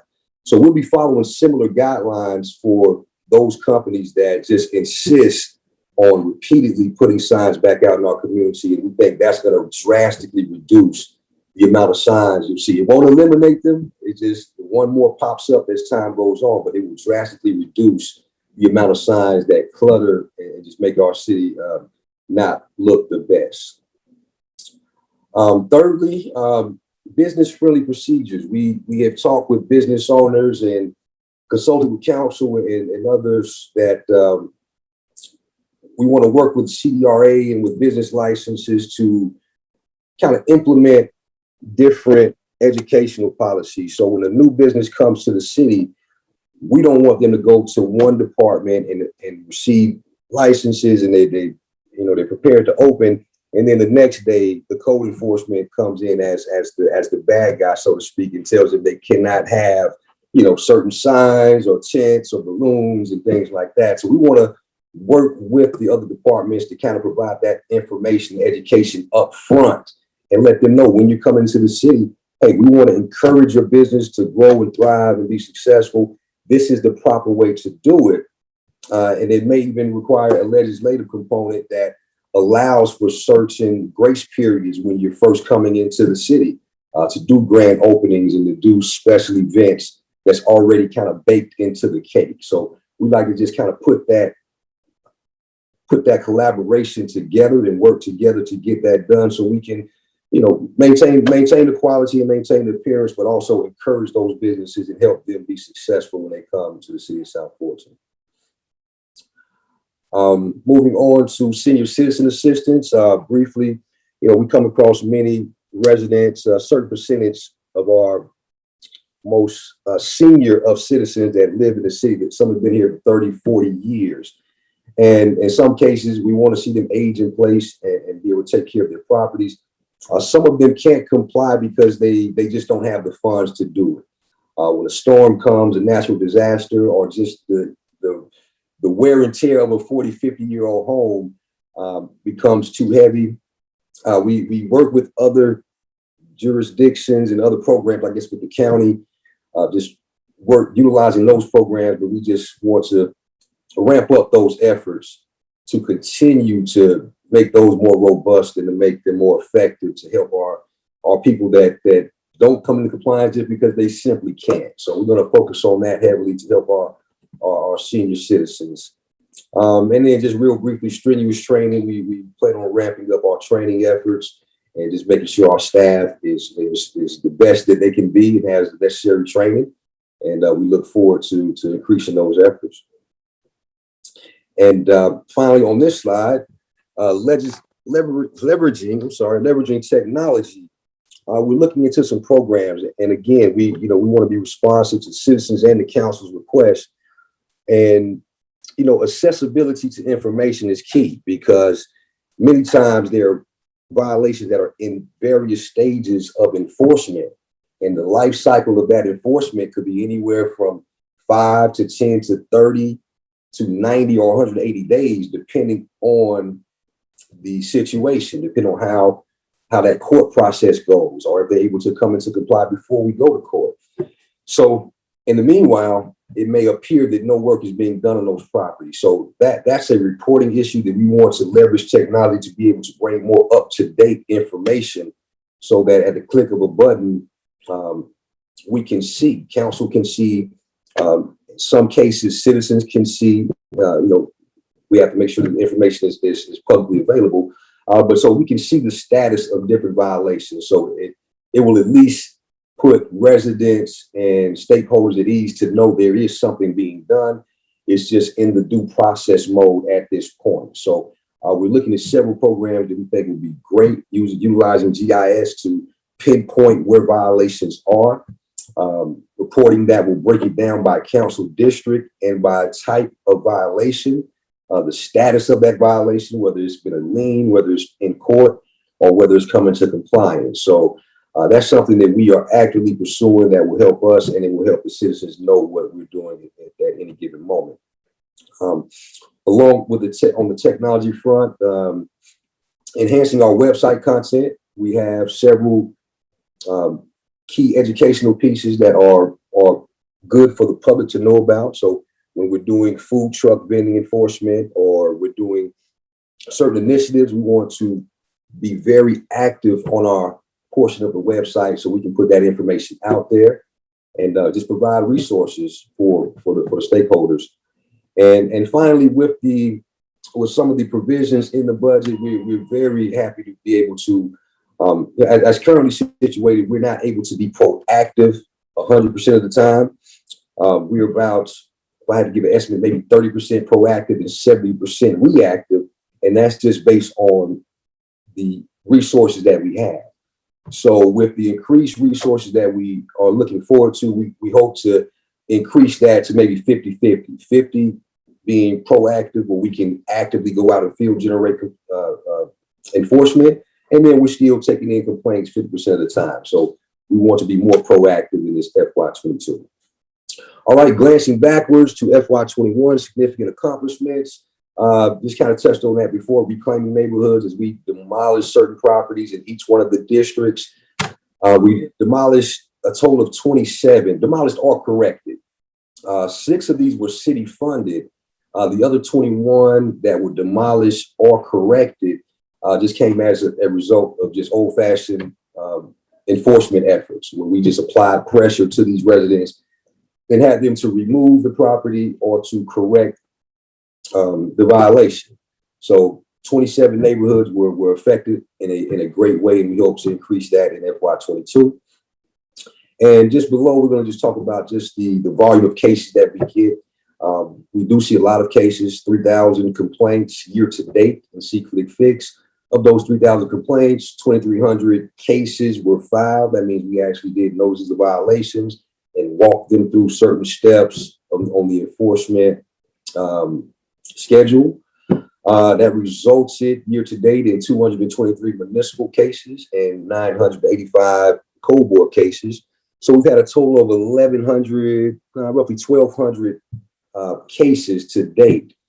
And that's significant because, of these 3,000, 2,000 cases and 1,000 court cases, these are people that would not have complied willingly had they not received those violations. So again, when it talks about affecting neighborhoods, each one of these cases affect that neighborhood in a significant way. And finally, the revenue was $90,106 year to date. The majority of our cases and the majority of the revenue comes from code board, from liens that have been filed and been paid, and just additional fees that are levied during code board cases and municipal cases. Finally, for this slide, successful initiatives. Again, due to being responsive to the needs of the city, we've increased our weekend shift presence, extended the hours, extended the days, with the idea of combating illegal vending in the city, car washes, people that bring out their grills and put them in the parking lots in our commercial districts. So those weekend shifts are focused on sign removal and then particularly the illegal vending. And we educate those, let them know you have to have certain permits in order to roadside vend and to sell food and wares. And then short-term rental enforcement, we have utilized certain technology to be able to ramp up those efforts. We have received complaints about house parties, weekend parties, and things of that nature. So we work with PD very closely to aid and assist each other in providing intelligence and police reports, and we're able to work together to build those cases and send a message that you can't just have an Airbnb in the city and run it as a party house and let the residents do what they want to do. There will be consequences for that. And finally, but most important, is citizen service. Our most important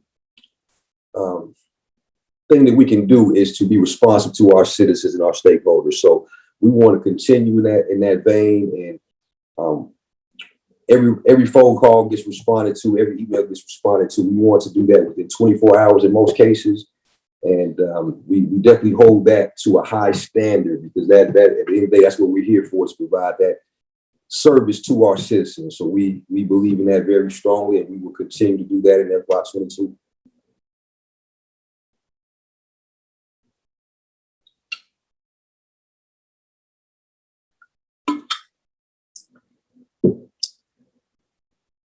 And with that, here's the personnel proposed for FY22, 1.3 million for personnel, and screen just disappeared. Bear with me. Okay. Then we have supplies of 65,500. Total operating a little over $1 million, and total budget of $2.3 million for FY22.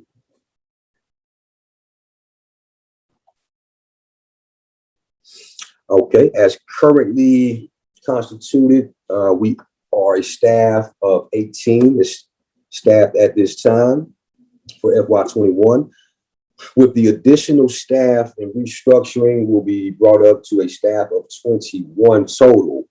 We will go from 2 team leaders to 4, which will allow for some decentralized command and more service for particular areas. We have just more accountability in those areas with those additional supervisors. Code enforcement officers goes down from 12 to 11, but again, we'll make up for that. We'll compensate for that with those additional team leaders that will be out in the field as well. So it's a net positive of 2 officers that will be in the field. Environmental coordinator stays the same, 1 and 1, the same for administrative specialists. And then what will definitely be useful is the addition of 3 more admin specialists. Each one will serve as a member of each one of those 4 supervisory teams. So each team will consist of a supervisor, an admin specialist, and 2 to 3 officers. So each team will be a team of 4 or 5. And those 4 or 5 core units will be, spread out evenly throughout the city. And we think that will increase our efficiency quite a bit.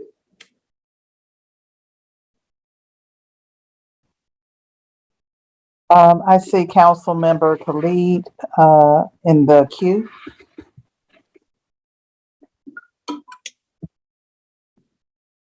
Mr. Moore, thank you so much. The most anticipated presentation of the day, most in-demand department in my district. But the blighted property fund, could we start with that? What is budgeted in that fund for next year, and is that included in these numbers, or is that a separate fund number?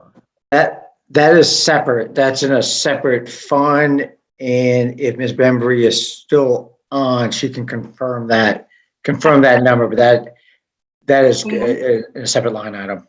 Yes, I am still on because that is in a special revenue fund. It is a separate budget, but you can tell is supported by general fund transfers, and that amount for fiscal year 22 is $300,000, and that is up from $200,000 in the prior year. Thank you. That's going to be my next question. What, if you can, what portion of 2021's money is left over? And I know I'm working with you all on some legislation to make sure that we have money to cut grass in some of the homes where, maybe we're not demolishing it, but we do need to cut the grass, and particularly in the places where we have demolished the houses, making sure that that is still maintained. Do we have any money left over in this year's budget for that? And other than this ordinance, is there anything else we need to do to make that happen?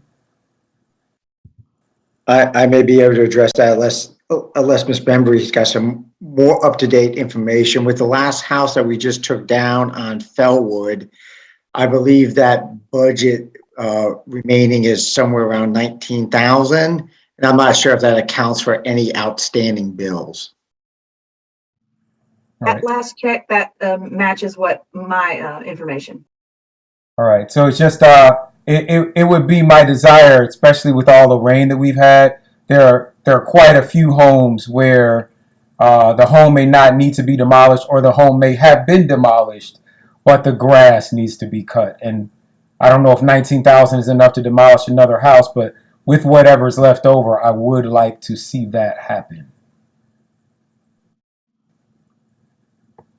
And my next question, or my next comment, is about the taxing of the blighted property. Mr. Morris, you touched on this, but I do first, I would like to work with you on that legislation as well. I do want to make sure that we are distinguishing slumlords of multiple blighted properties from our auntie or grandma who's just having a problem maintaining their property. And to that end, the Habitat for Humanity South Fulton Operations Center, which opened last week on Old National Highway, they do have programs to help particularly seniors and veterans and low-income folks who are having problems maintaining their house. I just want to make sure that code enforcement is working with them, and that our first, for again, different from slumlords who own multiple properties who are just not taking care of them, and somebody who is having problems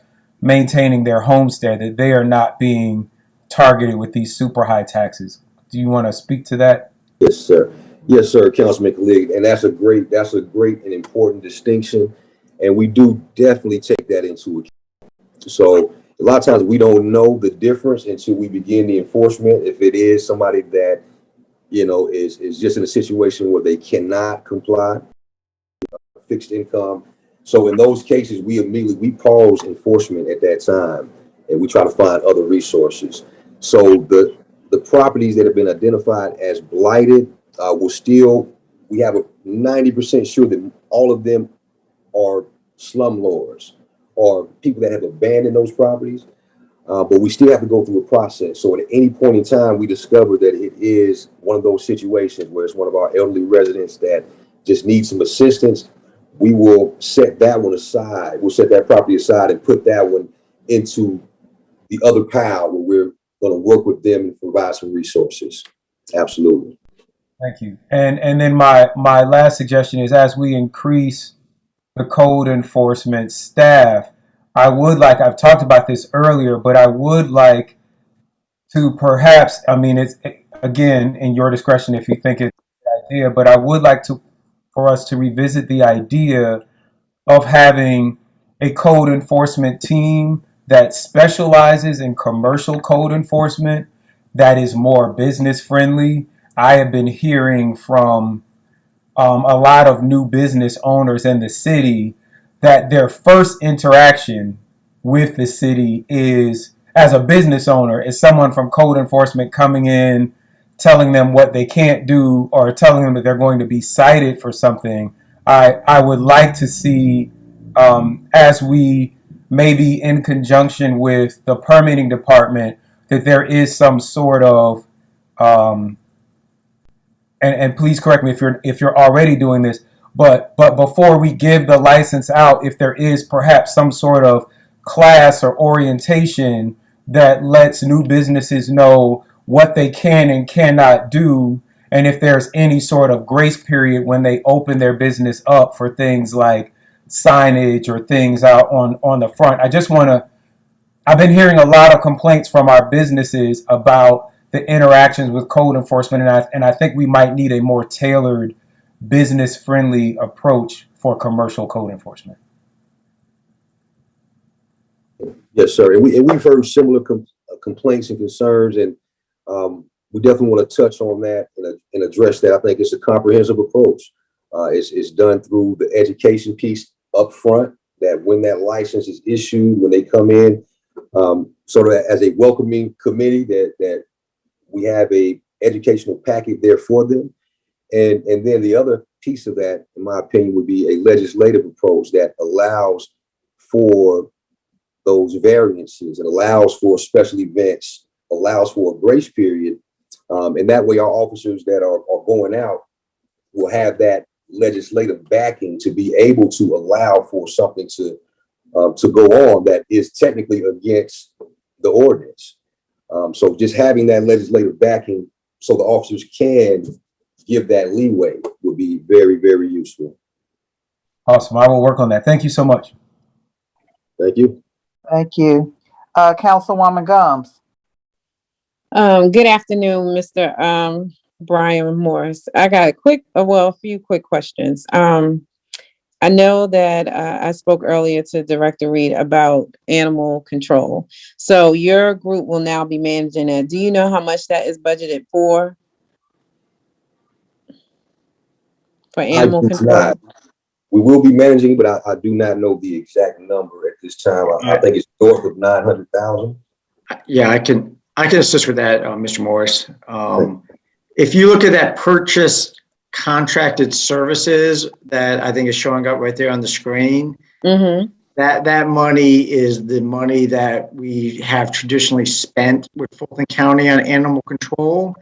This is a topic that I've been working with our city attorney, Vincent Hyman, on, because right now it is just a contract pass through with the county.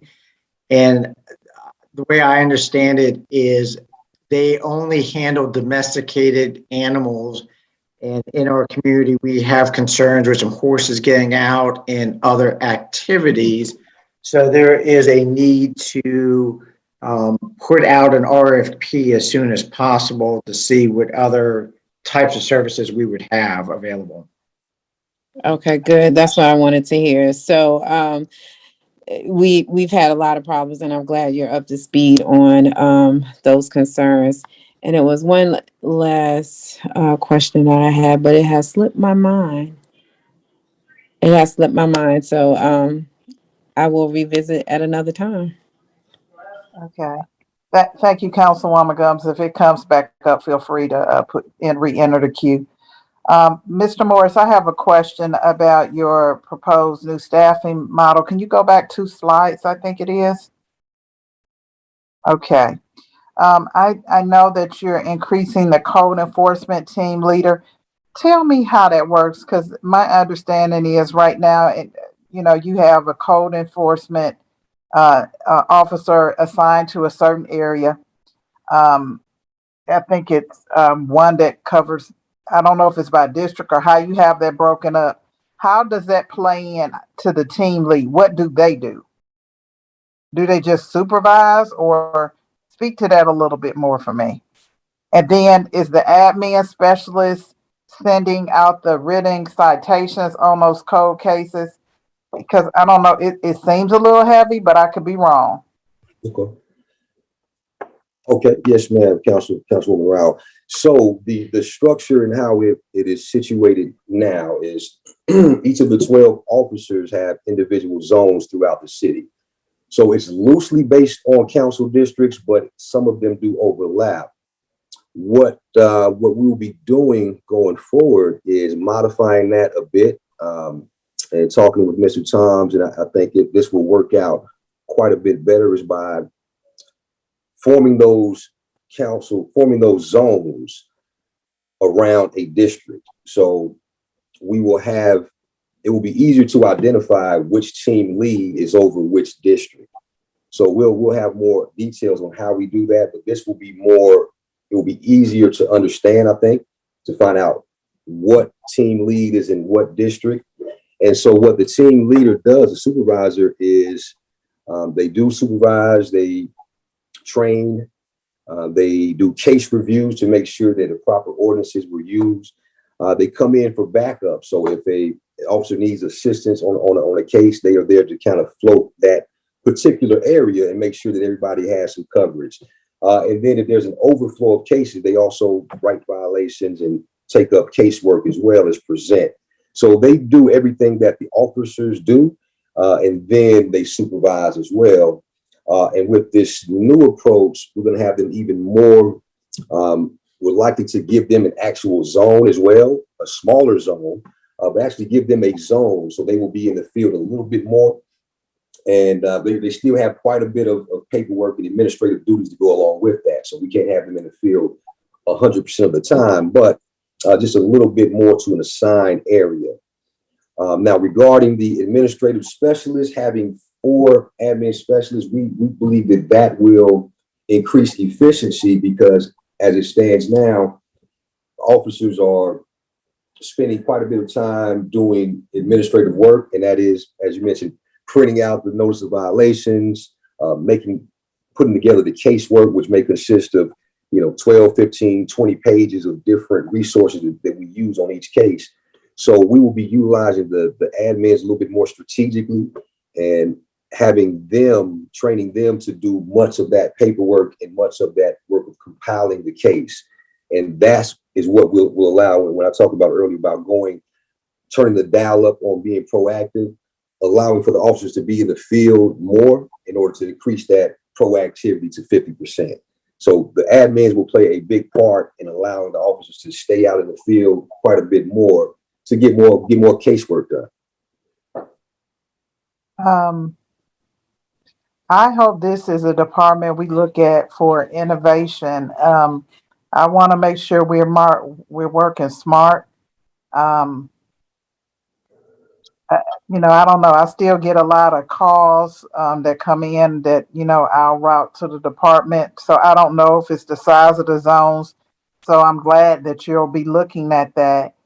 But this seems like, I don't know, between that and 4 admin specialists and 4 supervisors, that just seems like a lot. I'm just sharing my just general opinion. And, I'm a big person on code enforcement. So I definitely want to make sure we wind up with the right structure, but I hope we are making the right additions. I'll say that. It's just a general observation. Understood. Are there any more people in the queue? Any more comments? If not, this is our final presentation for today's departmental presentation. I have a question. Okay. Councilmember Baker.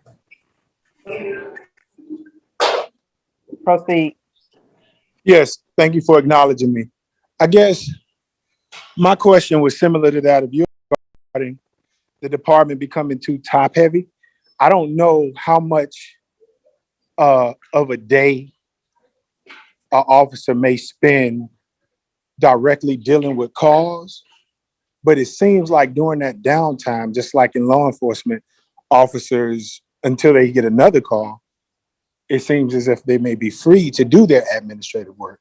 But my concerns mirror yours. And I guess when we're able to come together and discuss the acceptance, we can speak further on those concerns. Thank you, Councilman. If I may just address that briefly.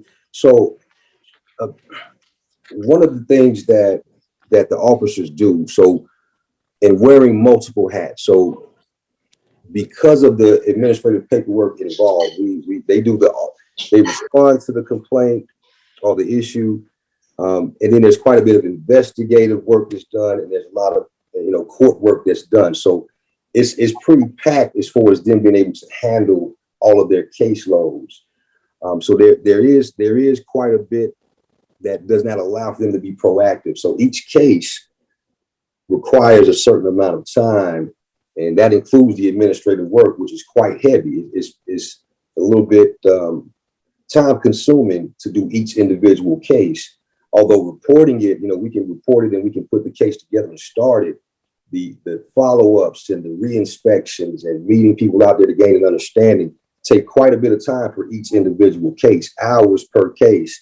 So that's just, I just want to put that out there for consideration, that the additional administrative support, I think, will be key in freeing up that time to just do inspections and just meet and talk to people. And then regarding the additional supervisors, having a smaller team and breaking it down per zone. So we will have each supervisor will be responsible for about 2 zones, and we'll have one dedicated to a certain zone that's a little bit larger. It will just give more accountability, I think, for you all, and more accountability for me as well to be able to manage. And then the third point is just, when we've lost quite a few really, really good staff members due to not being able to see their steps, not being able to have levels of progression. So this also helps to cease that revolving door and provide some additional opportunities for growth and advancement. So that's kind of in a nutshell some of the pros, I think, for the expanded leadership structure within the department. Thank you for that information. I'll just follow up with one additional comment. I hope that with code, we can get a breakdown of I mean, those are large numbers in terms of the cases you see coming through, see ClickFix and the other tools. But what does that look like on a per officer basis, code enforcement officer? And I'd like to know how much of that is, call in versus proactive code enforcement. I think those kind of check-in points will be helpful for me to better understand. And I'm sure for you as a manager, where it seems like most of it is driven by complaints, if you will, versus proactive code enforcement. And I want to see on a per officer basis, the productivity. Okay, I see Councilman Khalid raised his hand.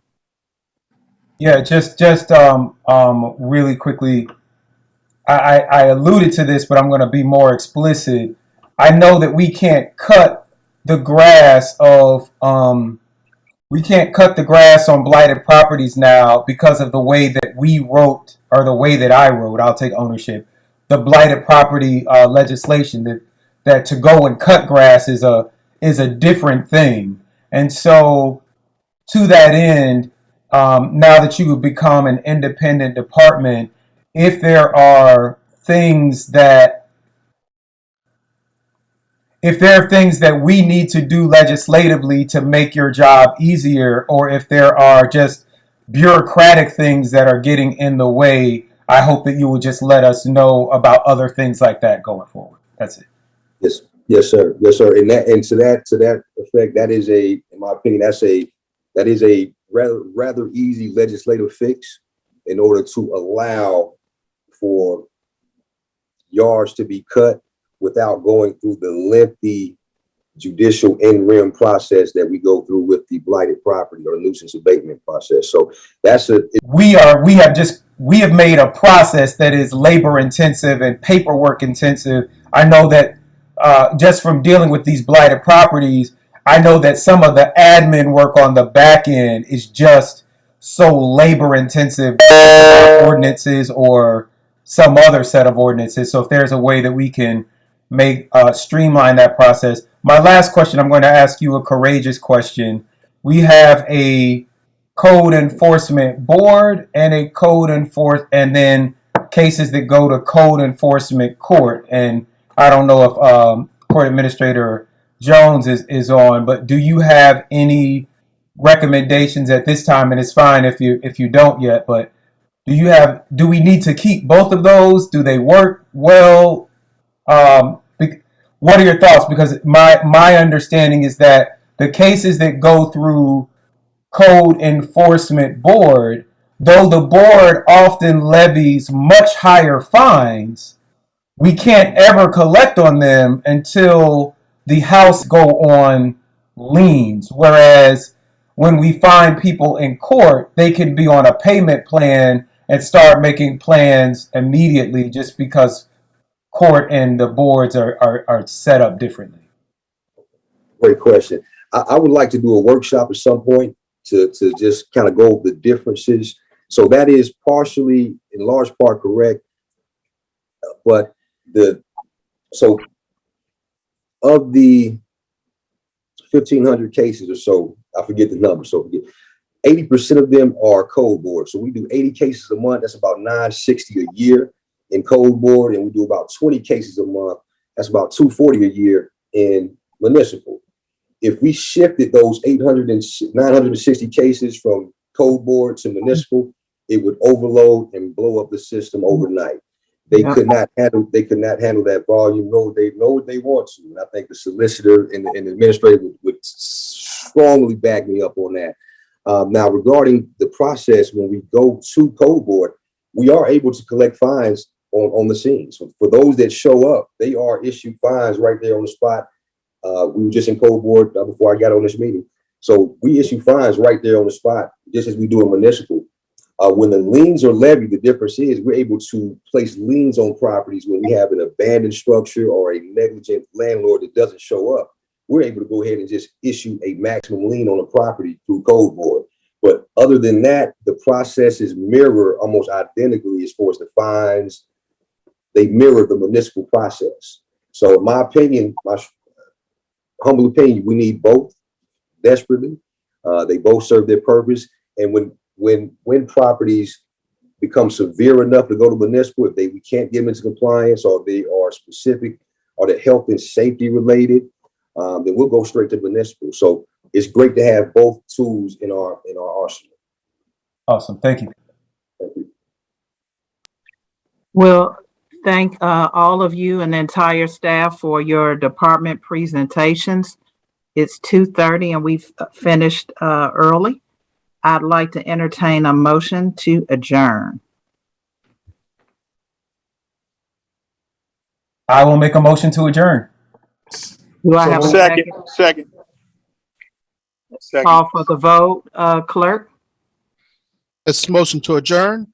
Councilmember Rao, Yes. Councilmember Gomes, Councilmember Gomes. You're on mute. Yes. Yes. All right, thank you. Councilmember Gilliard, Yes. Councilmember Reeves, Aye. Councilmember Khalid, Yes. and Councilmember Baker. Aye. Thank you. We are adjourned at 2:31 p.m. Thank you and enjoy the remainder of your afternoon.